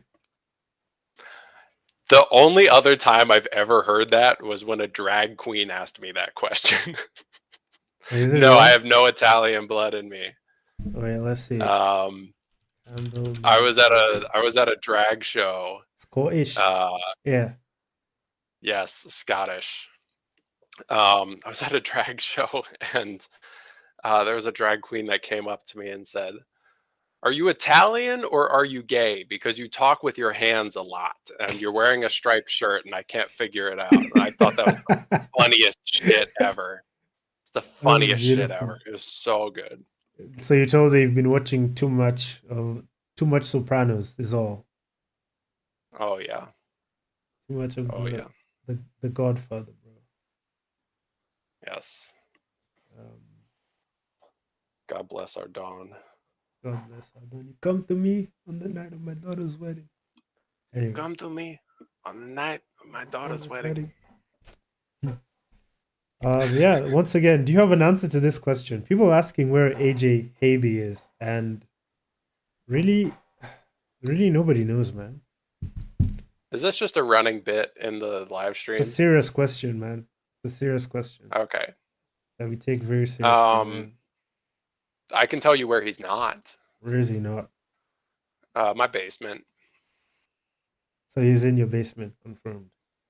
No, I mean, don't mince my words here. I told you he's not in my basement. That's the only place I know he's not. Right. So, okay. Swiftly moving on. But if any of my American friends can call 911 and just ask them to do a welfare check on the inhabitants in Owen's basement, that would be very kind. Um, yeah. So, do you have any other hot takes that we can touch on? Hmm. Mm-hmm. Oh boy. I know one where you and I disagree. Tell me. Uh, I love wheel flares. You love Will. Ah, yeah, it's cool, man. That's right, bro. That's right. We've Um, talked about that in the past. we've talked about it But in the past. I will say, Yeah, if there's a rear wheel flare right where I want to stand, not a fan. yeah. But in the front, you can't make it big enough. You can't make a front wheel flare too big. God bless the new Wolf Shark. That's where you're wrong, bro. That's where you're wrong. That's where you're absolutely wrong. And to see how wrong Chat you are, GPT. I'm gonna ask, hey, Grok. No. This is how you know I don't use these fucking AI shit because I actually say please and thank you, bro. Anyway, Every time you say please and thank you, it costs them a lot of energy. that's great. That's great. That's great. That's what I want. We need. Listen, you almost went to Chat GPT, but then you chose Grok because No, you're we're trying to using push both, some kind bro. of agenda, We're some gonna kind of use anti-wheel flare agenda we're gonna on use me. both, bro. Okay, okay, okay. Let me log into this shit. Let me so you guys don't see all my emails, so you don't know all my alternate identities that I've been using to email companies and harass them. This guy has Anyway, 5 Reddit accounts that he just uses to bully beginners in Yeah. r/longboarding. Wait. Let me delete all my embarrassing ChatGPT. um. Okay, that's good. Okay, leave it. You guys see. Yeah, someone's gonna have to rewind and see what I had there, bro. I Anyway, didn't see shit. so yeah, hey, are wheel flares on a longboard good, or are they bad? But this gets onto our next topic. Can AI teach you how to skate? And the reason I say this is because there's a guy. I know who you're talking about, I think. Yeah, it's the guy. I saw his video like recently. I forget his name, bro. Oh, maybe I don't know who you're talking about. I think you do. Yeah, this guy. Maybe not. Okay. Oh, I haven't seen this. Oh wow, I haven't seen this one either. This might be great to see. Okay, anyway, so this guy is a downhill skater in France. Shout out the French, shout out Europeans. But he's English. Ew. Anyway, he's in France and he's living there. And he is yeah, anyway, he used ChatGPT. Spoiler guys, go watch the video. It's actually kind of interesting. A lot of anecdotes. And he used I will subscribe ChatGPT. right now. Yeah. Let me post it in the chat. I don't know if it'll send. Longboarding diary. I don't know if you guys can see that. Use my alternate account to post that. Anyway, longboarding diary. Bugsy. Yeah, that one. So he used ChatGPT. You remember the Nelson longboards rail match. What the fuck is this thing? Yeah, this thing, right? He just used it to sort of calculate some things. So he's using ChatGPT the way you meant to use AI things, right? Not to necessarily do the thinking and hard work and research for you, but to do the tedious mathematics, which is how I think you should use it because it helps you save time. Anyway, so he used this to help him change his wheelbase and stuff like that. I actually don't agree with how he did it anyway, but he used to set up his board, which is pretty sick. Now, let's watch this. This is the one. What about the accessories? It rides smoothly. I think this is the one. What about the accessories ChatGPT mentioned? Oh shit, I hope there's no copyright, bro. That would suck. So you're about to watch a scene where I visit a skate shop to pick out a longboard for my trip. But before that, let's take a step back and see how we got there. I'm asking ChatGPT to help script a scene for my YouTube video. It's kind of meta, right? We're scripting a script. Here's where I ask ChatGPT about which longboard to buy and what accessories I'll need. Notice how the AI breaks down the essentials for me. Setting. Inside a local skate shop filled with various skateboards and accessories, the shop assistant is ready to help. You, entering the shop, excitedly. Hey there, I'm here to find the perfect longboard for my upcoming trip. Hey there. I'm here to find the perfect longboard for my upcoming trip. Shop assistant, smiling. Absolutely, they're over here. We do. I actually pulled several of the smaller ones right here, Fred. Bro, you know what? This guy. Can I? Absolutely. This guy. Wait. Sorry. I'm the worst person to watch videos with. This guy looks like he could be a GTA character because I constantly pause. I constantly pause the videos, bro. It looks like. You test the longboard in a safe area of the shop. You, right? I dig it. Wait, Trevor GTA. I swear, bro, this is him, man. Not really. Nah. Not really. Nah. Yeah, this could be him, bro. Look at that. Even how. No, that's not. But I swear, bro, he looks like. I swear, he looks like. Oh man. Ginger cartoon character. I hope I'm not being mean, bro. I'm not being mean. You can't help the way. Maybe let's not do this. But I swear there's a cartoon and he has a goatee as well. Anyway, whatever.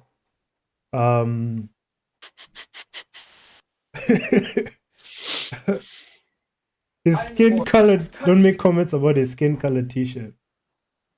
Bro, I need. Okay, let's just watch the video. board and then stopping. It rides smoothly. I think this is the one. It Is rides this guy smoothly. I gonna think put this us is out the of a one. job? What about the accessories Hopefully not. ChatGPT mentions? What about the accessories ChatGPT mentions? Shop assistant, showing various items. That's a people. You, picking out accessories. I'll take these. I'll just make this smaller. Sure. And could you help me with the right wheels and bearings? The bearings are pretty good in here already. Yeah, they're solid. Sweet. You, satisfied, holding the board and the accessories. Yeah, I'll take the one that Look at that has a wheel on it. Okay. That and the tool. Alright. Voiceover, as you leave the shop. With the perfect board and gear in hand, I'm one step closer to my longboarding journey. Thanks to ChatGPT's advice and the helpful shop assistant, I'm ready to hit the road. This script captures your interaction with ChatGPT for advice and your subsequent visit to the skate shop to get the recommended items. So I'm not supposed to read that part. Using AI to script a real-life adventure new experience. Okay, so it wasted our time. Those 2 minutes will never get back ever again, bro. I thought like ChatGPT was gonna guide him to actually buy a board, but that was useless. The reason I'm asking this is because I know there's some skaters out there using AI and using ChatGPT and things like that to help them make decisions in their lives. So yeah, I really wanted to, I've done this myself. I've asked just to see like where things are at. So yeah, let's read this answer first. Summarize it for me. Wheel flares on longboards are cutouts that prevent wheel bites, allowing larger wheels and tighter turns. Pros: they enhance stability, support bigger wheels for smoother rides. Okay. Completely useless. And are great for cruising, carving, or downhill. Cons: they weaken the deck, aren't ideal for tricks, and may collect debris. How are they cutouts if they collect debris? Good for cruising, commuting, or downhill with large wheels. Bad for freestyle or trick riding. Overall, they're beneficial for most longboarders, but depend on your riding style and wheel size. Anyway, I think it's blending wheel flares and wheel wells into the same Yes. concept and trying to describe both. yes. So Yeah, that it's. I mean, I'm not an AI expert, but it's all about data sets, right? And there's not a lot of information about longboarding online in the context of articles because it's mostly just trained on articles. There is a lot of information, bro. Like Yeah, but is it relatively enough to the other concepts that people are asking ChatGPT about? And I don't know. But that's the thing. Like They should hire us to they should- train the longboard AI. exactly, bro. That would be great, man. That would be fun. Yeah, that would be, as long as they pay a lot, man. So the reason I'm saying this is like there are a lot of people in a lot of industries, right? And they say like, yeah, when I use ChatGPT for general things or for things I don't know about, it seems like it really knows like what it's saying. Like, but then when I use it for something that I know deeply about, like it's fully chatting shit. So it's yeah. So it's that thing where it's like how accurate is it? And I want to kind of see its perspective. So do you have any questions? Does the chat have any questions? What would you ask the AI if you were a beginner? What would I ask? The best thing I can think to ask is what are reputable skate shops for buying longboard products? As like a starting point to start browsing. Maybe that can be helpful, especially with the way Google, reputable skate shops, reputable online stores, or something like that for longboard gear. That's maybe something practical I could think of that hopefully it has a good answer for. Because you're not always going to find all of the good shops from a Google search because people are paying for advertising at the top of your Google search, things like that. Beautiful.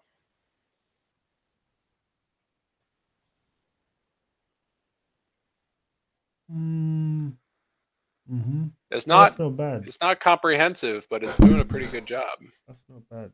That is pretty fair. Yeah, Muirskate, Daddy's, I think Longboard Store is okay. Tactics is more street focused, but they definitely carry some stuff. Evo is just outdoor sports in general. I don't know if they carry Longboard. longboard stuff specifically, but I have bought like a TSG pass from Evo before because it was super cheap. Yeah, I don't know. Like I think that is decent information of like, if somebody truly doesn't know where to go look in this sport, is ask that kind of question first. I don't think it will ever get the well, no, I can't say that. Technology Let's moves see. fast. I don't think it'll get the specifics right. Let's see. Let me And ask. your comment about when I ask ChatGPT for general information, it's great, but when I ask it for something I'm very knowledgeable about, it's bad. That would lead me to believe that when it's spitting out general information, the reason you think it's great is because you don't know any better. Exactly. Yeah. Let's see how it deals with this. Help me set up a beginner longboard for downhill skating. We have some people in the chat. We have Kurt, Good Vibe Tribe, saying, Chat GPT told me to use hard bushings in the cold to get rid of sketchy hookups from softer bushings, and it was right. He then also says, also keeps telling me to ride Remember Pee-wees as slide jumps over everything else. Kurt, you're gonna have to give us your questions that you're asking the chats. Kurt, am I crazy, or did I see you were trying to set up your own? He was training his own thing, so maybe he's talking about a different, like more general ChatGPT. But let's see what he says. Yeah, we disconnected actually for a little bit. So oh, okay. Yeah. Wow, ask ChatGPT to make a Roman candle tutorial because literally no one has made a good one. Okay, that's a great question. Where can I find the best longboard tutorials? Time for my ego to get destroyed. So we'll use Grok for this one as we tackle DeepSeek. And then we'll ask make a Roman candle tutorial for longboarding. We'll ask that ChatGPT. We'll give them each a chance. So DeepSeek says, deck, choose one of these. Landiat's Evo, Switchblade, Ray Nemesis, Pantheon Nexus. Why? Drop through deck? That's not bad. That's actually not bad. Okay. Trucks, Paris. Hey, that is not bad actually. You can this is trained on 2010 forums. This is trained on the dregs of Silverfish. Silverfish? Yes. Yeah. On the man. They revived its dead body. Oh, but there's modern stuff. They're talking about snakes and mags. Foul snakes. Good grip. Yeah, that's not bad. Like, that's actually not bad, bro. That's not horrible, man. That's could be horrible. A lot worse. Could be worse. It was worse when I tried last time. Okay. Look at the tips. Learn to foot brake first. Practice sliding at low speed. Start on mellow hills. Wear a helmet and gloves. Good job. That's not bad at all. Okay. Let's ask where can I find the best longboarding tutorials? So online platforms and websites. Okay, so we're not gonna ask that. We're gonna ask where can I find the best downhill skateboarding tutorial? Let's ask that. And then okay, in the meantime, we'll look at the Roman candle. A Roman candle is a trick where you place one foot on each end of the board, nose and tail, make it look like you're holding a candle stand. What the fuck is a candle stand? What's a candle stand? Your front and back foot are both on the kick tilt, the board rocking lightly. It's mostly a stance / trick pose rather than a technical flip or spin move, commonly used in longboard dancing. Beautiful. Can anybody in chat confirm if this trick exists outside of the downhill sphere? Because that's the only reason why this could be a thing. I really don't think it does. Man, okay. Where is the guy who asked the Roman candle question? Oh man, this is beautiful, bro.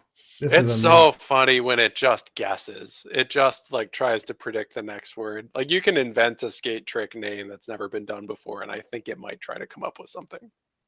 100%, bro. Like this thing's just fucking hallucinate, and it's the same shit. Like when you ask it really specific questions.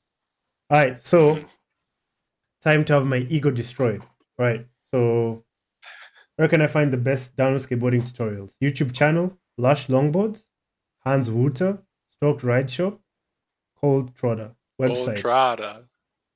Lush Longboards, the longboard store, Downhill 254. Hey, we Hey, made there it, you bro. go. We You made it. made it. They know me, bro.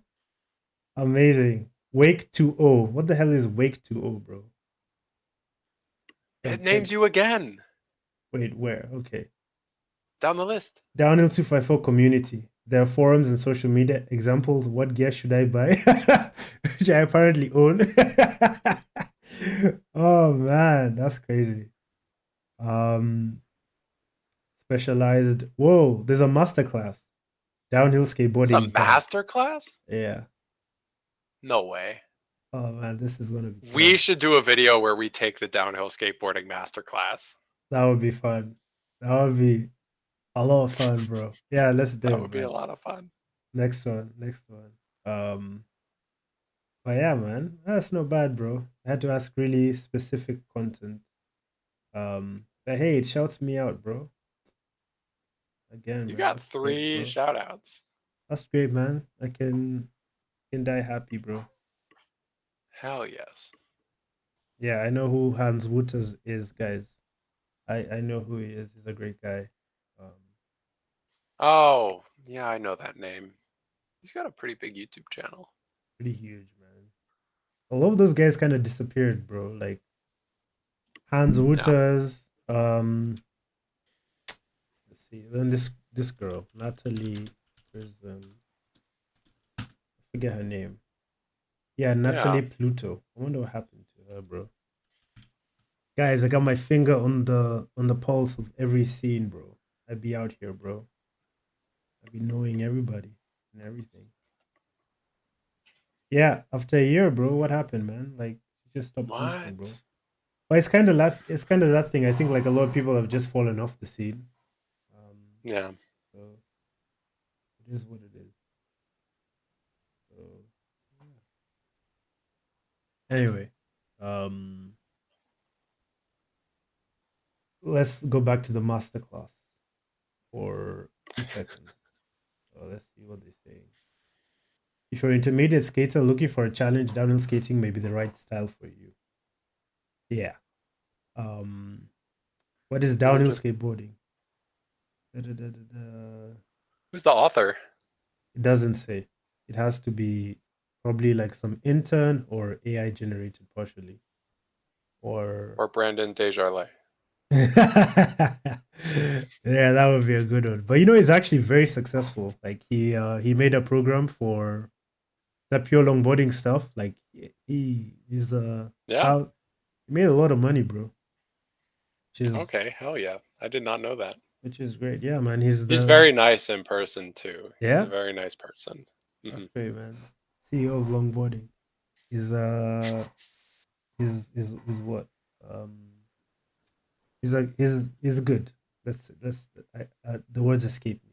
But he's in the chat he's I don't know, bro. He's chaotic good, bro. But he's like Steve Jobs. He's the Steve Jobs of longboarding. If you know, you know. If you know, you know. If you know, you know. But we love him for that. Anyway. Essential gear for downhill skateboarding: the right board, a dependable helmet, durable gloves, knee and elbow pads. Okay. 6 tips for beginner skateboards. Learn how to stop, balance your trucks.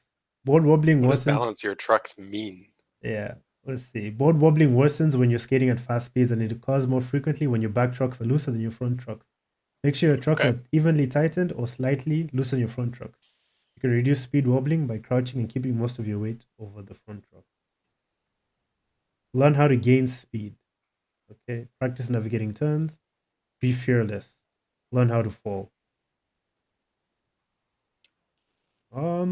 I swear, bro. Some of this shit looks. I don't know, bro. Anyway.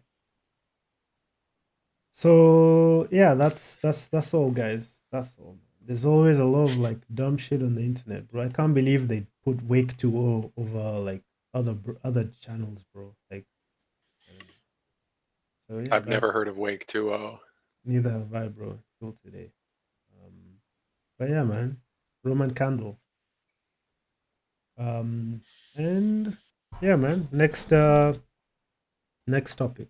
Drake was talking about downhill skating. When you say Drake, do you mean Drake, Kendrick Lamar Drake, or do you mean Drake Bell?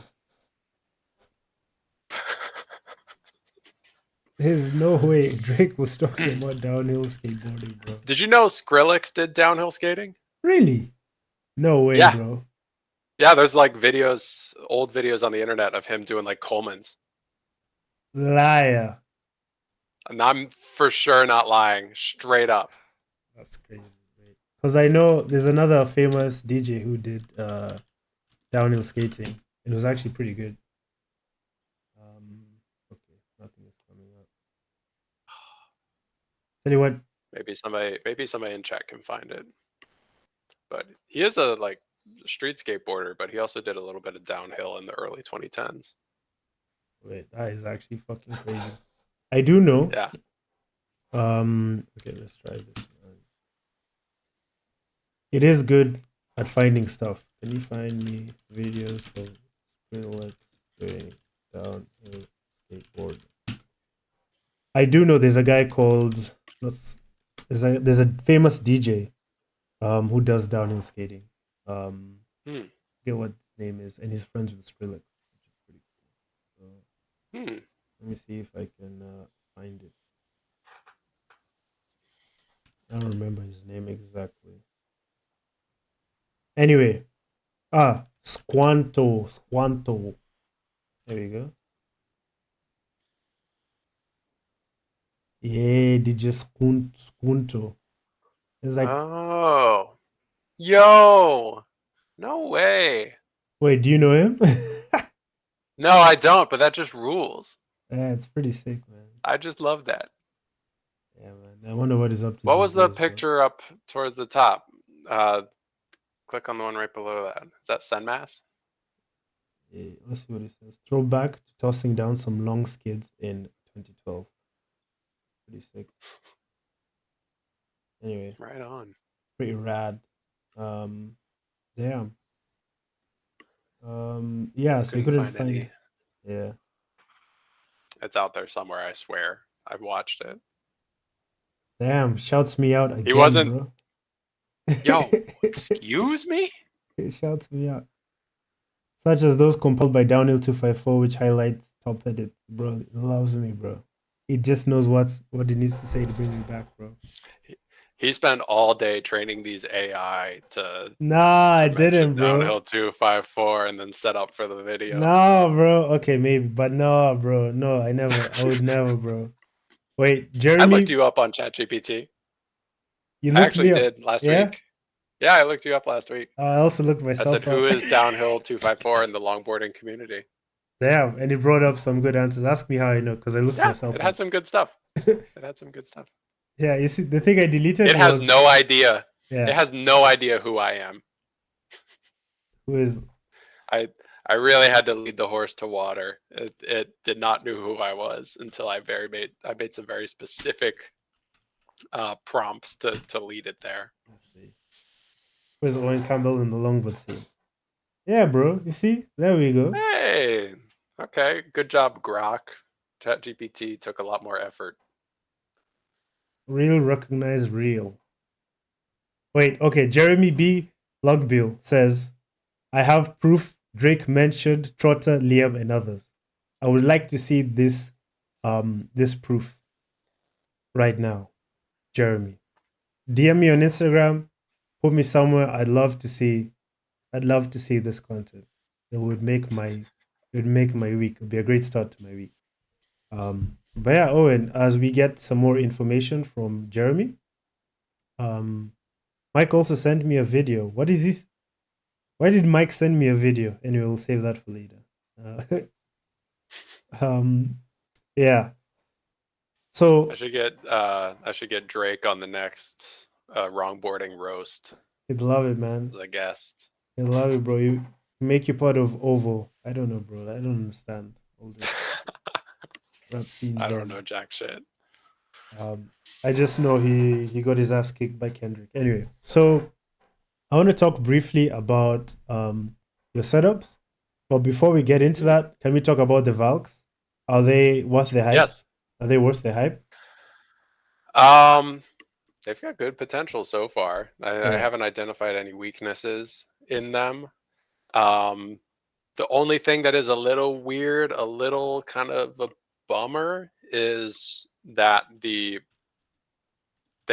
made the bushing seats on the rear truck so close Mhm. together, which is, in line with their ideology of trying to minimize the distance between their bushing seats, the coplanar thing. They can't Yeah. do that with an insert or a spherical. It's just impossible. So they've just tried to make it as close as possible, which means Mhm. that they have to sacrifice the bushing. They have to True. I forget the word for it, cut out the bushing, which I think you can see in like the 6th photo there. And that I haven't tried to skate them with the spherical yet. That's probably next on my list of things to test. I've been skating them stock to set a baseline, but I'm wondering how important that like chamfer, that little cutout, is gonna be, Probably is quite because that important. really restricts how you can set things up if you don't have the really specific tooling to do that yourself, which is, Yeah. I don't know. think- I heard through the grapevine that there was a lot of, back and forth with the decision to include a spherical or an insert, because Mhm. I think Valkyrie was like trying to find any way to minimize that, do it as little as possible, just Yeah. figure out a way to do it. And it seems like this is the compromise, which we'll see if it's good. Okay. So as you were telling us about Valks, and I'm sure Evan did have some good design reasons. Shout out Evan if you want to send me trucks for free, especially the cast trucks you guys are making, I'm here. But as you were saying I that saw the cast trucks last summer. you did, Yes. did you try them? No, I didn't. Yeah. And I was shooed away when I started to interrogate the rider about them. I Which said, "Hey, what are rider? those?"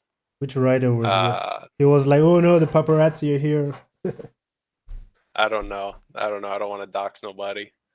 There's only a few people it could have been. I was at Wood Booger, and I saw a prototype there. It was the guy with the big And mustache. Must have been. could have been. Yeah. But yeah, I asked him about them. He said, "Go away. No, not you."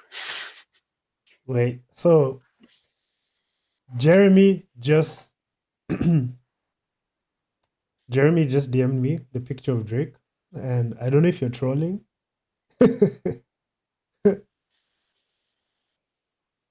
Like what?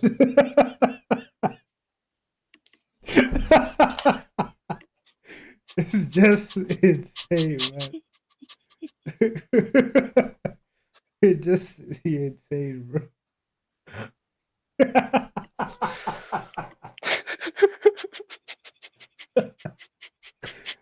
Oh my god, man. Yeah, this is so good, bro.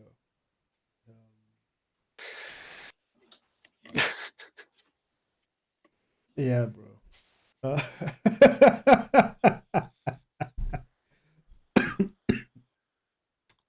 Okay. Yeah. That's really funny. Man. Anyway, yeah, I want to call this guy, bro. Fucking big joker, huh? Huh? Let's see how you like it when you're live. Let's see how your jokes hold up live on air, bro. Yeah. Anyway, let's talk a little bit about like your setups. You review a lot of products. What do you end up like What boards do you have set up right now? Let's start from there. What do you have set up right now? Oh Get them boy. all, So I bro. have Get them I all, have a bro. Tortuga. Show and Get tell, them? All bro. right. Show Okay, and done. tell, bro. I got you. Let's see it. Longboard stick, chamfer. What is chamfer exactly? I need to Google this. No, I didn't mean chamfer. Chamfer truck. Yeah, I don't know. Doesn't come up.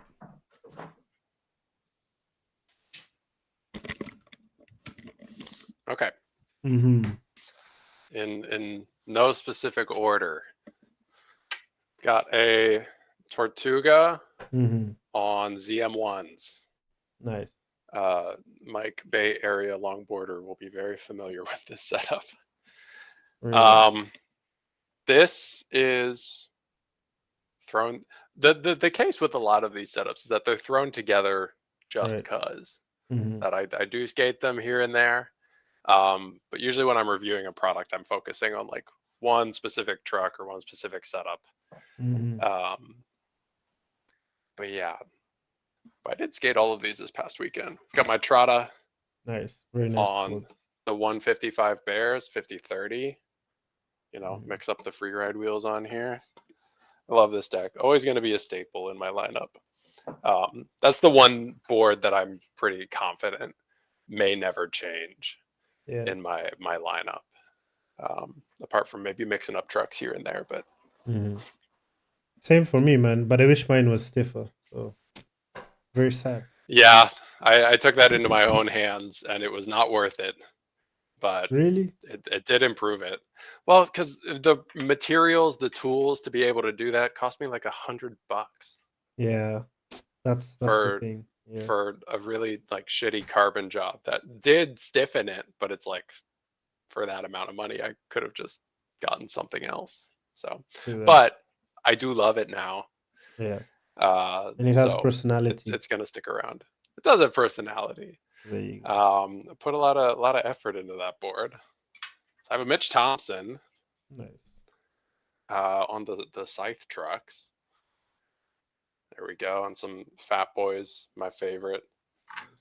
Just the perfect wheel.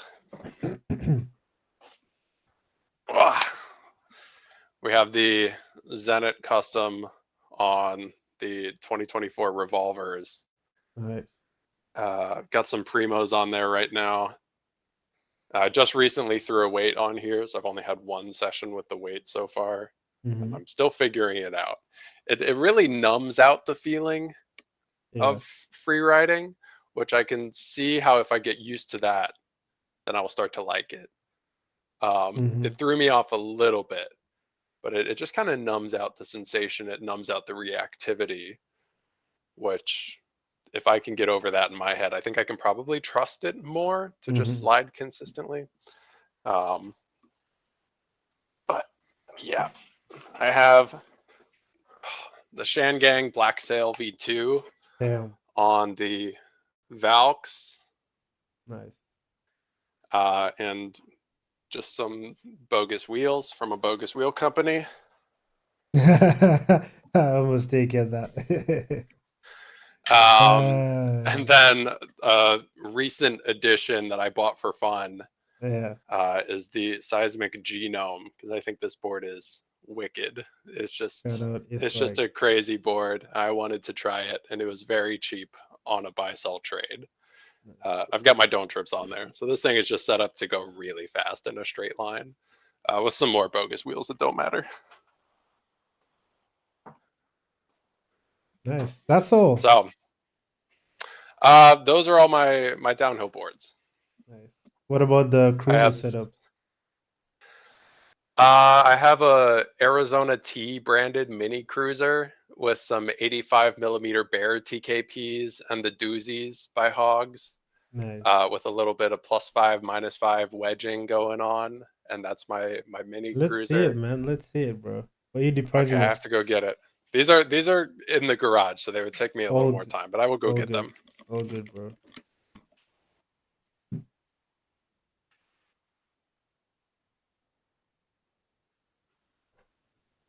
whilst I have you guys here, let's remember, if there's anything you want to ask, post it. There's some questions that are probably a bit personal, that might be a bit tricky to ask.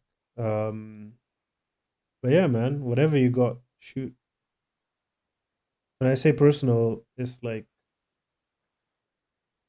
maybe a bit too specific. I don't know, bro. How many setups do I have assembled right now? Let's count. So I have my non-functional Boston boards, non-functional Boston boards electric board. I have that set up. I have my cold trotter. Damn, I have my cold trotter board. I have Pantheon board. The pranayama. I have I think my Rocket Rhino, and I think that's it. I don't have that many boards. I've had to sell like a lot of stuff. So yeah, man. Okay, Tell us. here's my mini cruiser. Nice. I love this thing to death. It's so fun. Little wedging, got some Venom bushings in there. Make do.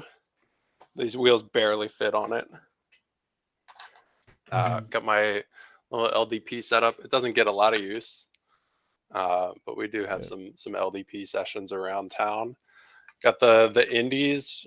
Once again, positive wedging in the front, and then a little D wedge in the back. I think it's like +5, -8.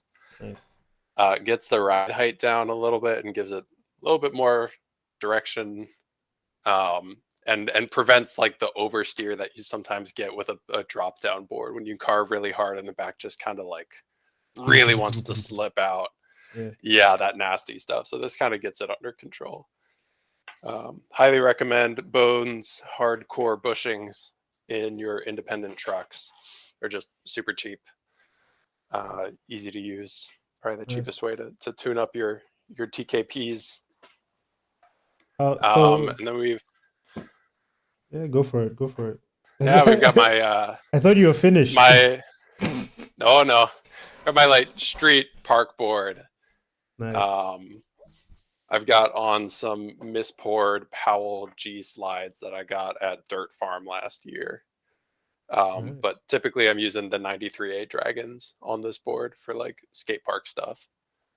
And it's the Powell slide winder, the JM Duran, which is relatively and proportionally the same size to me as a typical popsicle board is to the average height man. Right. So if you just like stretch up the average height dude and you stretch up his skateboard until it matches my size, then this is exactly proportional. So I feel really comfortable on this thing in a way that I've, never felt comfortable or as comfortable on like regular popsicle setups. I have one more. Show us. I have one more. Already. Yeah. This one.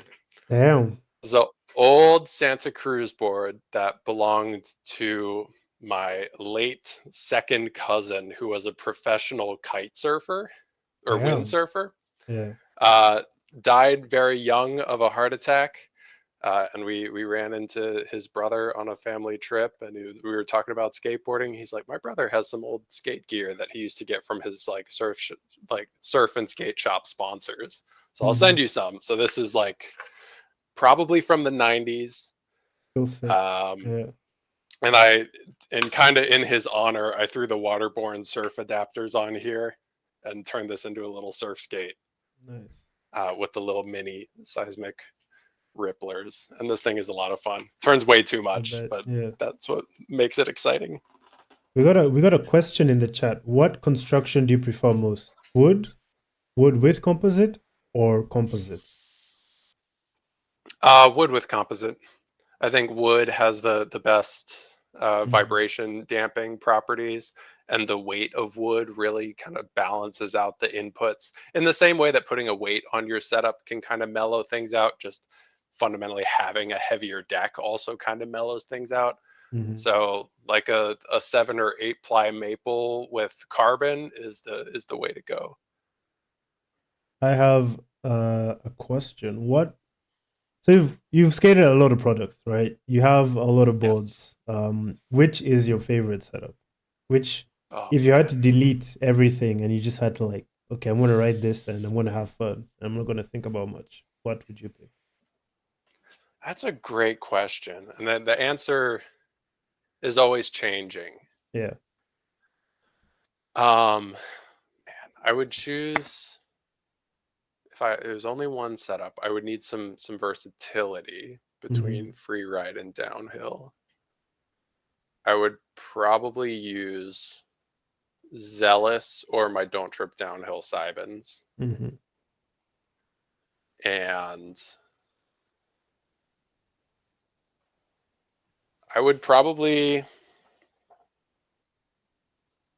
I would probably say my custom Zenit. Um, With this board, the big wheel wells.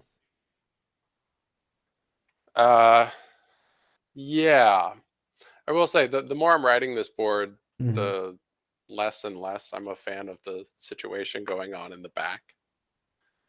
The wheel flares do kind of get in the way, but I've like sanded out the concave, especially right here in front of the wheel flare, just flatten it out a little bit. Um, Probably this deck is my most versatile for free ride and downhill. It's got some nice weight to it. Mm-hmm. I like the front wheel flares a lot. And do I have to choose wheels or can I swap wheels around? You you have to choose trucks. Okay. That deck probably with the Zealous trucks. Right. Yeah. And that would be my all around. That's what I took to Tepe and Tacos last year. And I did a Mm-hmm. lot of skating in Malibu on that setup. I skated tuna, skated deer. No, I did not skate deer. I did not skate deer. What did I skate? Decker. Flores. Did not skate Flores. I think we drove up Flores on the way to tuna. Yeah. Um, and then skated Latigo or Ladigo, something like that, which is just a fun, like, 35 all grip sort of run. There is one Mm-hmm. slide, but You know what you yeah. could make? Yeah, that was the setup I took for that, and it was good Yeah. for free ride and downhill, and just had a really fun time. You know what you could make, right? You could make a urethane concave insert to turn it into a torsion tail like the Tortuga. Because I don't know if I talked about this with you, but this guy, um, I think he was teasing it in his story. I saw it and then I was like, I don't need too many problems in my life. But it's like he has a board that he's made. I think the board is like flat, totally flat, and then he has made like concave for it. Like, I so had a theory that yeah, somebody would do this. yeah, I had a theory that somebody would build your own concave board, yeah, um, which is, I don't pretty know, that's sick. really interesting. Yeah, you could do that, man. And just you get a deck and a bunch of implants that you can assemble yourself into exactly whatever your stance is. I think Yeah, it's an interesting idea. It does take a little bit of the art away of deck making that. crafting, Yeah. but also that happens with a lot of industries. Anytime new technology comes around that makes Mm-hmm. things more personal or suitable, and sometimes that means it's at the cost of the skilled designers and crafters that Yeah. used to do that before. So I don't think I don't think like it's gonna go away, bro. Like I no. don't know, man. Like I think I'm gonna say it's a gimmick because I'm a hater. Number one, I don't like to see people innovating. I like things to say exactly the same. I'm an old man. I'm fucking 29, bro. Fucking old man.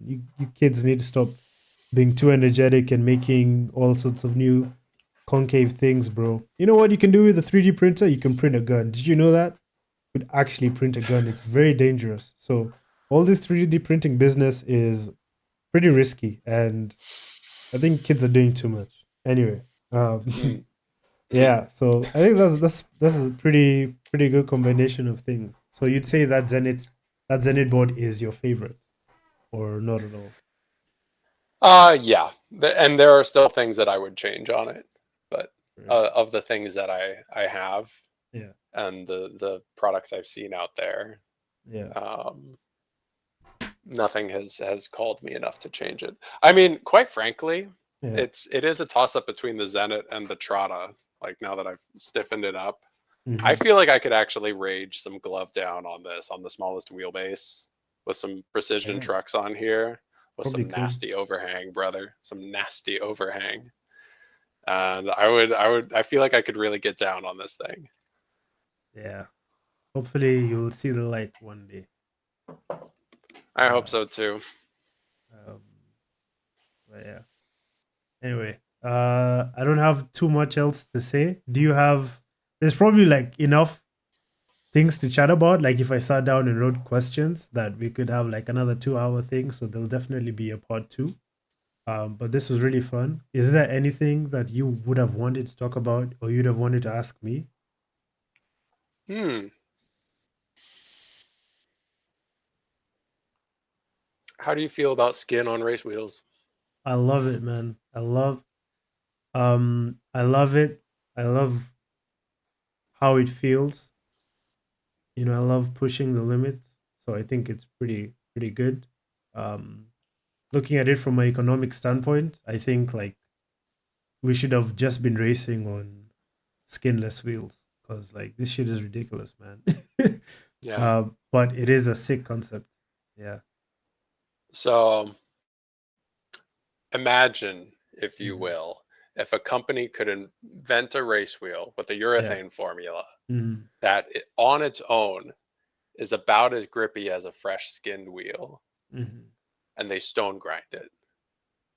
Hmm. Like, let's say the skin, if this wheel had skin, it would kill you. Nobody would be able to skate it. But imagine if somebody could make a urethane formula that Yeah. on its own, broken in, maybe you got lips there, right? Maybe the lips are still bound to, or, destined to degrade and fall away and your grip will go away. But I would like to imagine that Hmm. there is a future where somebody can make a race wheel where the urethane formula itself at its basic, at its like broken in, can be as grippy as a wheel with skin. Hmm. Because that's the biggest frustration. Is like I also love skin. I love gripping. I love pushing the limits. How visceral the braking force is. Like that gets me really excited. But then a broken in race wheel can just really be underwhelming. Like I just want more. I just want more of Hmm. that grip. And Hmm. yeah. And I've skated some really shitty like uh there's one that comes to mind, a like cruiser wheel from a Magneto type brand, and it Hmm. was branded as Slide, and it was the nastiest, like slowest wheel ever. But this tiny wheel Yeah. had an astonishing amount of grip for how small it was. Little contact patch, like 62 millimeters or something like that, Yeah. had insane grip, which is the only thing that tells me in my mind that maybe it's possible to have a wheel that can be that grippy, Yeah. while it's broken in. Is like I think there's maybe a future urethane advancement that could be done. I think so. I think at least whilst we wait for technology to advance, um, we just need like more. Bro, I don't know, man. I think top level racers are always gonna be like racing whatever's the best and Right. happy to pay the cost or are sponsored. But I feel like for everybody Mhm. else, I wish we had like racing series where like we all just skate the same wheel. Like Blank Wheelco puts up like X amount. Like I don't know how much it costs to actually make like a batch of wheels, right? I don't But know either.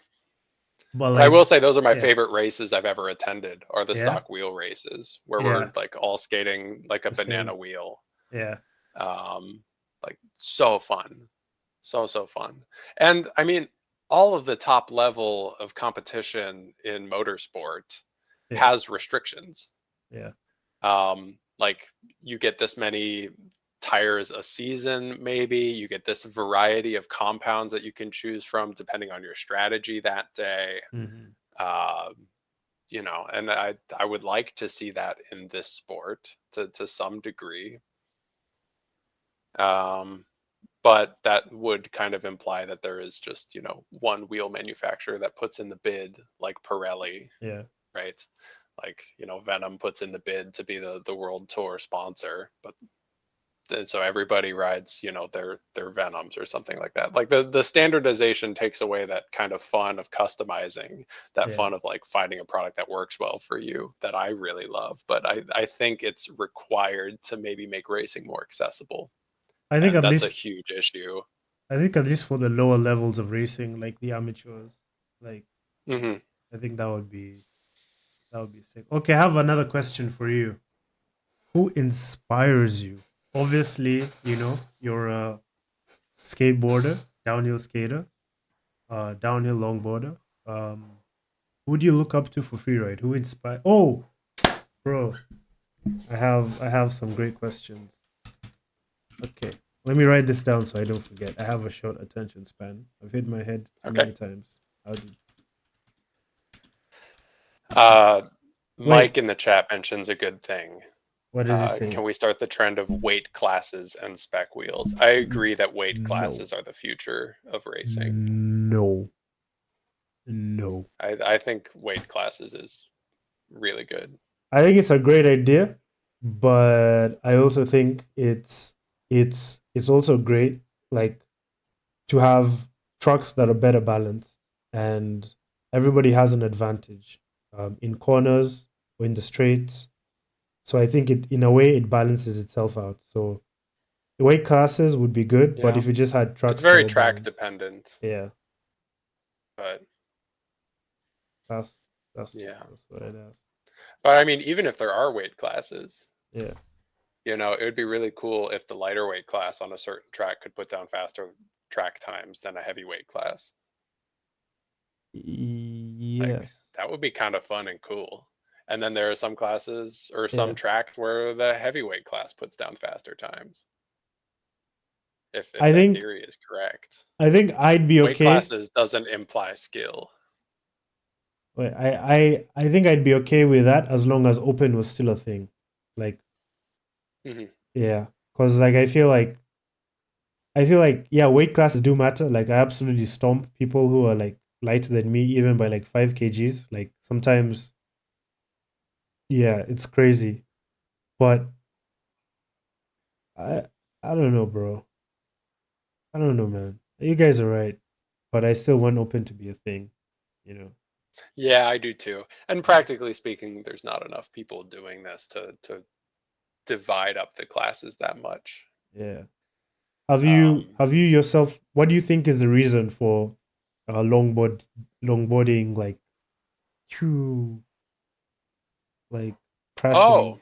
I I think I have a new take on this. Tell I think us. I have a new theory. Tell us. Um, I kind of arrived at this theory a few weeks ago, Yeah. and Wait, it's wait. Before you talk about that, David says, as someone who's competed in weight class based sport, we open downhill skateboarding up to the horrors of competitive weight cutting. mm, But I don't. that's Yeah, interesting. I don't think it'll be that bad. Um, I also don't think the stakes are high enough. I Like think there's not enough money on the line. I think people definitely could, but at the same time, there are probably ways to go around it to make it safer. Anyway, as you were saying, uh, Um, but yeah, so I have a different theory on this, and depending on the way you interpret it, I think you can say that it's sad or positive. mhm, I try to take it in a positive right, light, and it's that just like many other sports in the world, particularly niche sports, everything is going to have a day where it trends. They're gonna be cyclical. You know, like roller skates and rollerblades, they take turns being trendy, and then it dies down, and then it comes back. And it's coincidence. mhm, It's, you know, media, and there's a lot of that is just out of our control. And the way that I've been looking back on the early 2010s boom, which is when I learned about downhill longboarding. Like I was on the Silverfish forums in like 2013 researching shit. Wait, really? Um, yeah, I was on the Silverfish forums, I think in 2013, maybe 14 or 15, but I was on the forums like chatting with people, researching, like learning how to talk about gear Yeah. because I was a broke kid that lived somewhere that had very, very few hills, but I thought the sport was fascinating. So I was trying to learn everything I could about it. And I was trying to figure out like what's the cheapest like complete I could get, you Yeah. know. Um, I my theory is that the early 2010s boom of this sport was a little coincidental, and Mm-hmm. it was the oddball. And I think that a lot of people's gloom and doom with the way that they talk about the current status of this sport is like, oh, the early 2010s were the norm, and we've regressed, we've lost what we had back then. And I've adopted a little bit more of a stance of like, the early 2010s, that was a flash in the pan. That was a strike of lightning. That was hitting the lottery for this sport.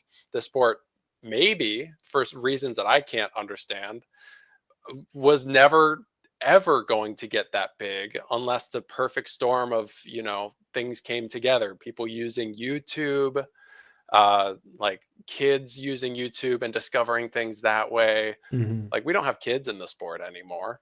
Nope. Like there's a couple, but back in the day it was like, there's kids all over the world that are getting a longboard for Christmas with their high school friends. Everybody's getting a board for Christmas, and then they go and they ride the same hill in their neighborhood together, and they learn that way, and they grow up and they go to events. It's like, "Mom, can you take me to Central Mass?" And they all travel out together. And we don't have that anymore, Yeah. which, it's kind of just telling me that my interpretation is the fact that this sport got so big, it was a miracle and it Mm-hmm. was incredible. And Mm-hmm. we were so lucky to have that. And what we're experiencing now is maybe what the status quo of this sport is, the baseline. What And it hopefully really in the is. future, that perfect storm comes together once again, just like how everything is trendy and cyclical. I would say I kind of agree with that. And yeah, things are cyclical. I think um, one of my favorite games is my favorite game series is the Soulsborne series, right? Dark Souls, etc. Because I'm a Hmm. masochist. I like torturing myself. Um, I like pain. Uh, and one of the themes of the third game, spoilers for anyone, cover your ears for 20 seconds. Um, the canon ending, the canon ending is you let the world die.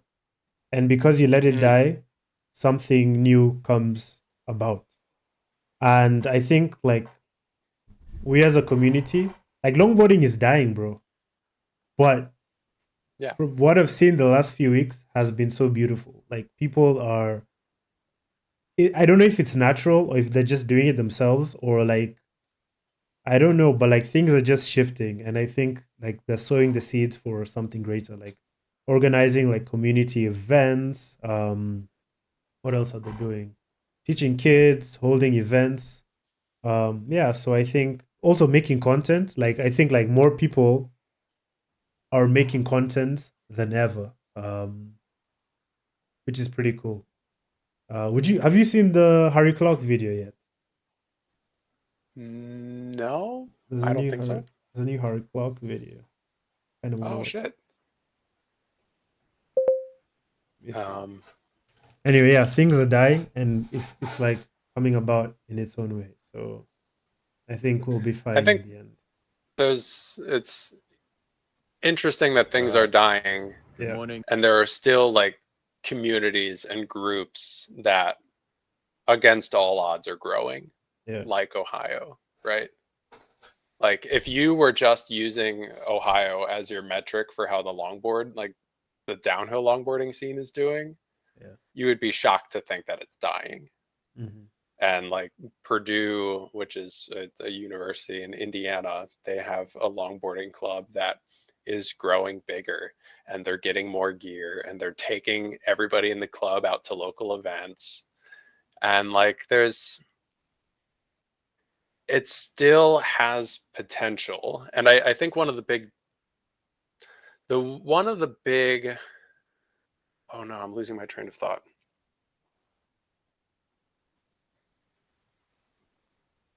I've lost it. It will come back to me though. All right. Jacob Rizzo says there may be a decline overall, but have a good bit of success in growing the local community. I think older riders need to focus more on helping the next generation. Mike also says some nice stuff. Longboarding dies, so surf skating can be born. Is the surf skate community booming right now? I'm not tapped into any surf skate stuff. I think all the communities are dying, bro.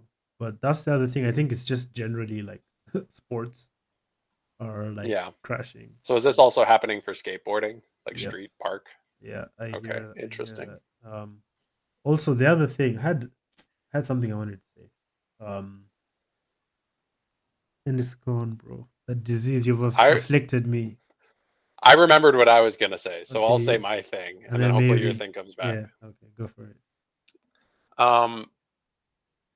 I think there is some strange thing about human nature, just a natural curiosity deep inside us, that when we have leisure time, when we can be creative, when we can engage in play as many other animals do, we try to take advantage of gravity any way we can. And as long as there are skateboards, there will be people who see a skateboard and ride a skateboard and think to themselves, how fast can I go down a hill? And I don't think that can ever go away, because there's something so just like strange about basic humans that we see hills and we're like, I want to go down that as fast as I can with whatever vehicle I have on hand. And there's something so intrinsic about that I don't think downhill skateboarding can ever go anywhere.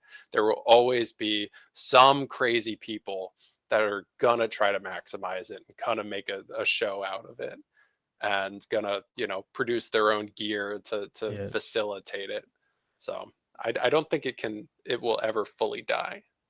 I absolutely agree with you. I think even at our lowest, like, things are still pretty good, all things considered. The other thing that I really wanted to find out is, why are people quitting? Like, that's the thing I don't understand. Like, so many people just stop skating, and I'm like, this shit is so fun, bro. Like, I'm enjoying this shit so much. Like, why did you stop, or why would you stop? And like, I don't know, it's kind of weird to ask people that, but like, that's, I think if you can solve the why are people quitting issue, like, we'll have more full lifers. So I guess the thing you're pointing to is there's the real problem is not like, why are people quitting? It's, why are more people quitting than people are getting into it?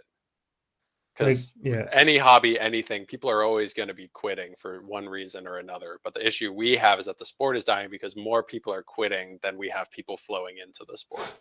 Yes. Yeah. Which like, is interesting. No. So we can point the blame either way. We can point the blame to why are not more people joining, or why are people quitting? Like, what I want to say is, we know why people aren't joining.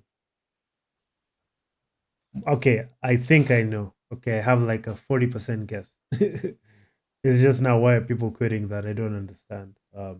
If AJ Habe was here, maybe he'd tell us. But yeah. Yo, AJ, you got a sec? Let me out. Let me out. No, you lost privileges earlier. Sorry about that. It's all good, man. Make sure you duct tape him more securely next time. Oh, I have no need for duct tape the way I do things. Okay, we're good. We're trying to keep this PG, so I'm gonna swiftly move on. But yeah, man. Hashtag free AJ. One of the issues that people who quit take the spots with them. If everyone keeps the spots secret, then we lose cool roads that need to be found again. I guess so. Yeah, I think Yeah. that's been going away. I see people more frequently are being open about spots and events and things like that, and giving Yeah. locations. So that might, I actually think that ideology is starting to slowly quell down. So we can keep pushing that. We're never going to run out of hills. I think we need to gatekeep, but we also need to be open about teaching other people. Mhm. Like You can't just gatekeep and give people no resources to get up to the level where, exactly. I like, was like, as well, yeah, I can't just be like, okay, guys, I'm gonna be skating the dangerous spots and then never like guide you to like where you can sort of take step by steps. You know what I mean? mhm. Um, anyway, so winding up, there's still like so much we could talk about. This could go forever. Um, how did you get into downhill skating? Because I don't know. Like, there's a lot I know about you, but I honestly don't know how you got into downhill skating. Because you kind of like popped up out of nowhere one day, and I was like, "Oh, who's this Owen Campbell guy, bro?" They started like making videos and stuff, and then I was like, "Oh," and then yeah, here we are, years later. Yeah. Yeah, So I have been riding popsicle boards since like 2008. yeah, So I've been doing flat ground tricks. I've been going to skate parks. I've been doing that for, what is that? eight, 13 years, yeah. 15, I don't know, something like that.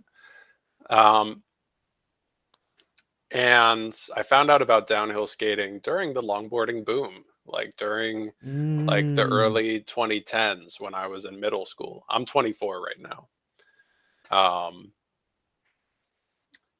and I was just fascinated by it because it was so satisfying to watch. And my mind could not comprehend how people do stand up slides, mm-hmm, and hold them out. I couldn't fathom how you balance in a stand up slide. And there's just something so satisfying and something so like untouchable and unreachable about it. mm-hmm. But I was still fascinated. And so around that time, my mom knew I was like learning about downhill, because I was spending like all day on the family computer, like On watching Silverfish. downhill videos and going Yeah, on Silverfish and all this yeah. stuff and trying to like get into the sport. And she's like, "You absolutely cannot do this on open roads. Like you cannot go find hills and skateboard down them. I will not allow you to do this." Um, Wait, I gotta and I acknowledge. didn't have and I I didn't gotta. have any money, so I couldn't say, Yeah. "Fuck you, I'm going anyway." I'm like, "Well, okay." Fuck you, mom. Um, right. And there were no local shops selling stuff, so I couldn't just get a downhill board under her nose and just like store it at a friend's house. Um, Wait, so I got a pin.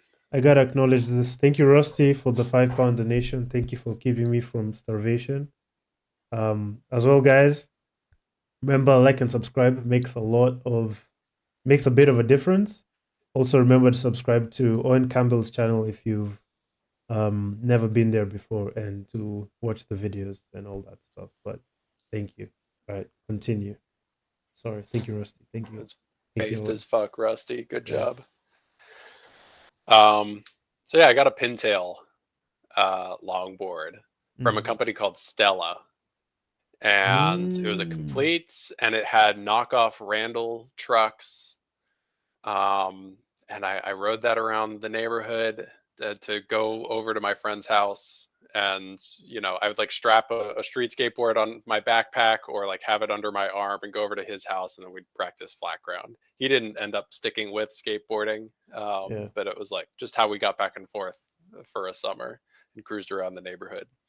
And I started like finding little hills, trying to download a speed app on my phone, and see how fast I was going. Try to look at it while I'm like wobbling on my knockoff Randalls, Yeah. which was so sketchy. Like no helmet, no gloves or anything like that. I was like very street skater Yeah. like attitude towards safety equipment, which is uh, absolutely not the case now.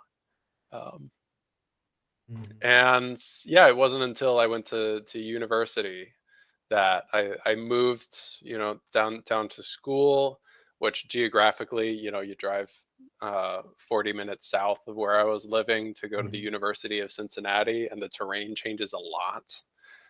The landscape is very different here from some like glacial movements, millions of years ago or something like that. And I was like, oh shit, there's actually hills here. Like I have a reason to like start to learn slides Mhm. and like slow down and learn this board control. And yeah, I just started going with that. I learned my stand-up slides first. No Mhm. gloves, no helmets, which I cannot recommend, but it's just what I was doing. It just made Yeah. sense. I was carving hard and losing traction and started to figure out how to control that. And yeah, that naturally led to getting some gloves. I bought gloves Mhm. and I tried to slide on them and it sucked. And then I didn't try it again for like 6 months. What happened? What And were you still on the pintail? Or was it something I had before? upgraded by that point. From the Pintail, I got a Bustin Maestro, which is like Mm. a LDP board. Um, I was doing little slides on that, but then I broke that trying to like get off a mani pad. I was trying to street skate a double drop, um, and I snapped that at the tail, and then I got a Royce Pro, a Bustin Royce Pro, like nice big single kick. It's kind of compact for a single kick. Yeah. And that's where I started to really learn my stuff until I broke that to Damn, street bro. skating. Um, Damn. yeah, I you know I just got to You're learn how to land on my bolts is the big issue. you're um, abusing these boards, bro. Like I don't I think was I don't think I've ever broken a board. Like cracked it, actually. That's interesting. I've broken 3 longboards and probably like 4 street decks. Damn, bro. So RIP. yeah. Um, but yeah, just naturally, my environment was conducive to learning downhill, which was like a lifelong dream. Like it was a pipe dream. I never thought I'd be able to really participate in downhill in any meaningful way. Yeah. And then the pandemic hit, and all of a sudden, having outdoor like solo sports that you can engage in was awesome for keeping you not bored, for staying active. Yeah. And at least outdoors, you can still be social with people to a degree safely. Mm-hmm. And so I started putting out messages. There was a year before that where I'd started to like kick up the Cincinnati scene. There was a longboard group that was defunct. It was made like many years prior, and previously it was pretty active, but then it had died down for probably like 3 or 4 years. I just started putting messages in there every time I went out to go skate. I was like, hey, I'm going to be at this place at this time. I'm learning. Come learn with me. I can try to teach you what I can. And, maybe I have an extra board Mm-hmm. or I have an extra set of gloves or like I just come learn how to do this with me. I was doing that consistently and was consistently adding people to our Cincinnati longboard crew. Mm-hmm. Um, and it got up to the point where it was like kind of self-sustaining. Like the people that I had taught were now teaching other people and Nice. getting other people into the sport, calling their own sessions. And I got to a point in my life where I had to like kind of put on the brakes a little bit, focus on myself. And that was the big test of like I still had a very strange sense of like almost ownership, but like Mm-hmm. responsibility for keeping the scene going. And when I had to take time in my life to like step back and focus on myself and my future, the scene kept going. And that was like the sign that I'm like, okay, I don't need to have, my hands on the wheel here. I can like Mm-hmm. be a member of the scene and engage in the sport how I want. That works for my energy levels. That works for the way I want to, be social and get out there. And then the YouTube channel started cropping up around that time because I wanted to engage in the gear part of it a little bit more. And I've Yeah. always been dorky about gear reviews. I've had so many little hobbies over my life that I could not afford. Mm-hmm. And so gear reviews were a big part of the picture of like, I need to figure out everything I can about this hobby so I can find the cheapest way to get into it. Because I had fucking Mhm. no money at all to just get it wrong, buy something bad, break it, repair it. Whether it's fucking RC cars, RC planes, kites, um, like I'm trying to think of more stuff I was into. Like the list goes on of just little things I picked up as a kid and would watch hours and hours and hours and hours of gear reviews until I was like, okay, this is the cheapest way I can enter this sport and have something Right. good. Or I guess not sport. The Um, thing. Yeah.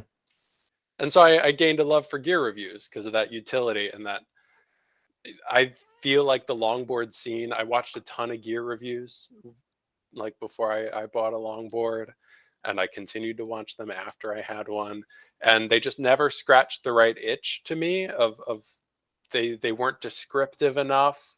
Yeah, bro. Um, Yeah, bro. This is and the it was best trucks, bro. They're surfy, but they're stable. They turn really well, bro. They like I hate that. I hate that shit. Like they say so much, but they say nothing. And you can't. Yeah. right, and Yeah. it was infuriating. Yeah. And then I started to see your videos, and I'm Mhm. like, finally, somebody who gets it, Mhm. somebody who's actually putting in the time and effort to try to describe things. Yeah. And I don't know how you feel about your old videos, Too but like long. I love them. I love them so much. Yeah. And I'm like I'm like I want to do this too because between the both of us, maybe we can cover more gear in the scene. Yeah. So you were part of the inspiration, and I've always loved gear reviews, and I've always been Mhm. very critical of gear reviews, and so it Yeah. felt natural to throw my hat in the ring because, as you know, I have a lot to say about shit. Yeah. Damn, bro. That's the So origin story, bro.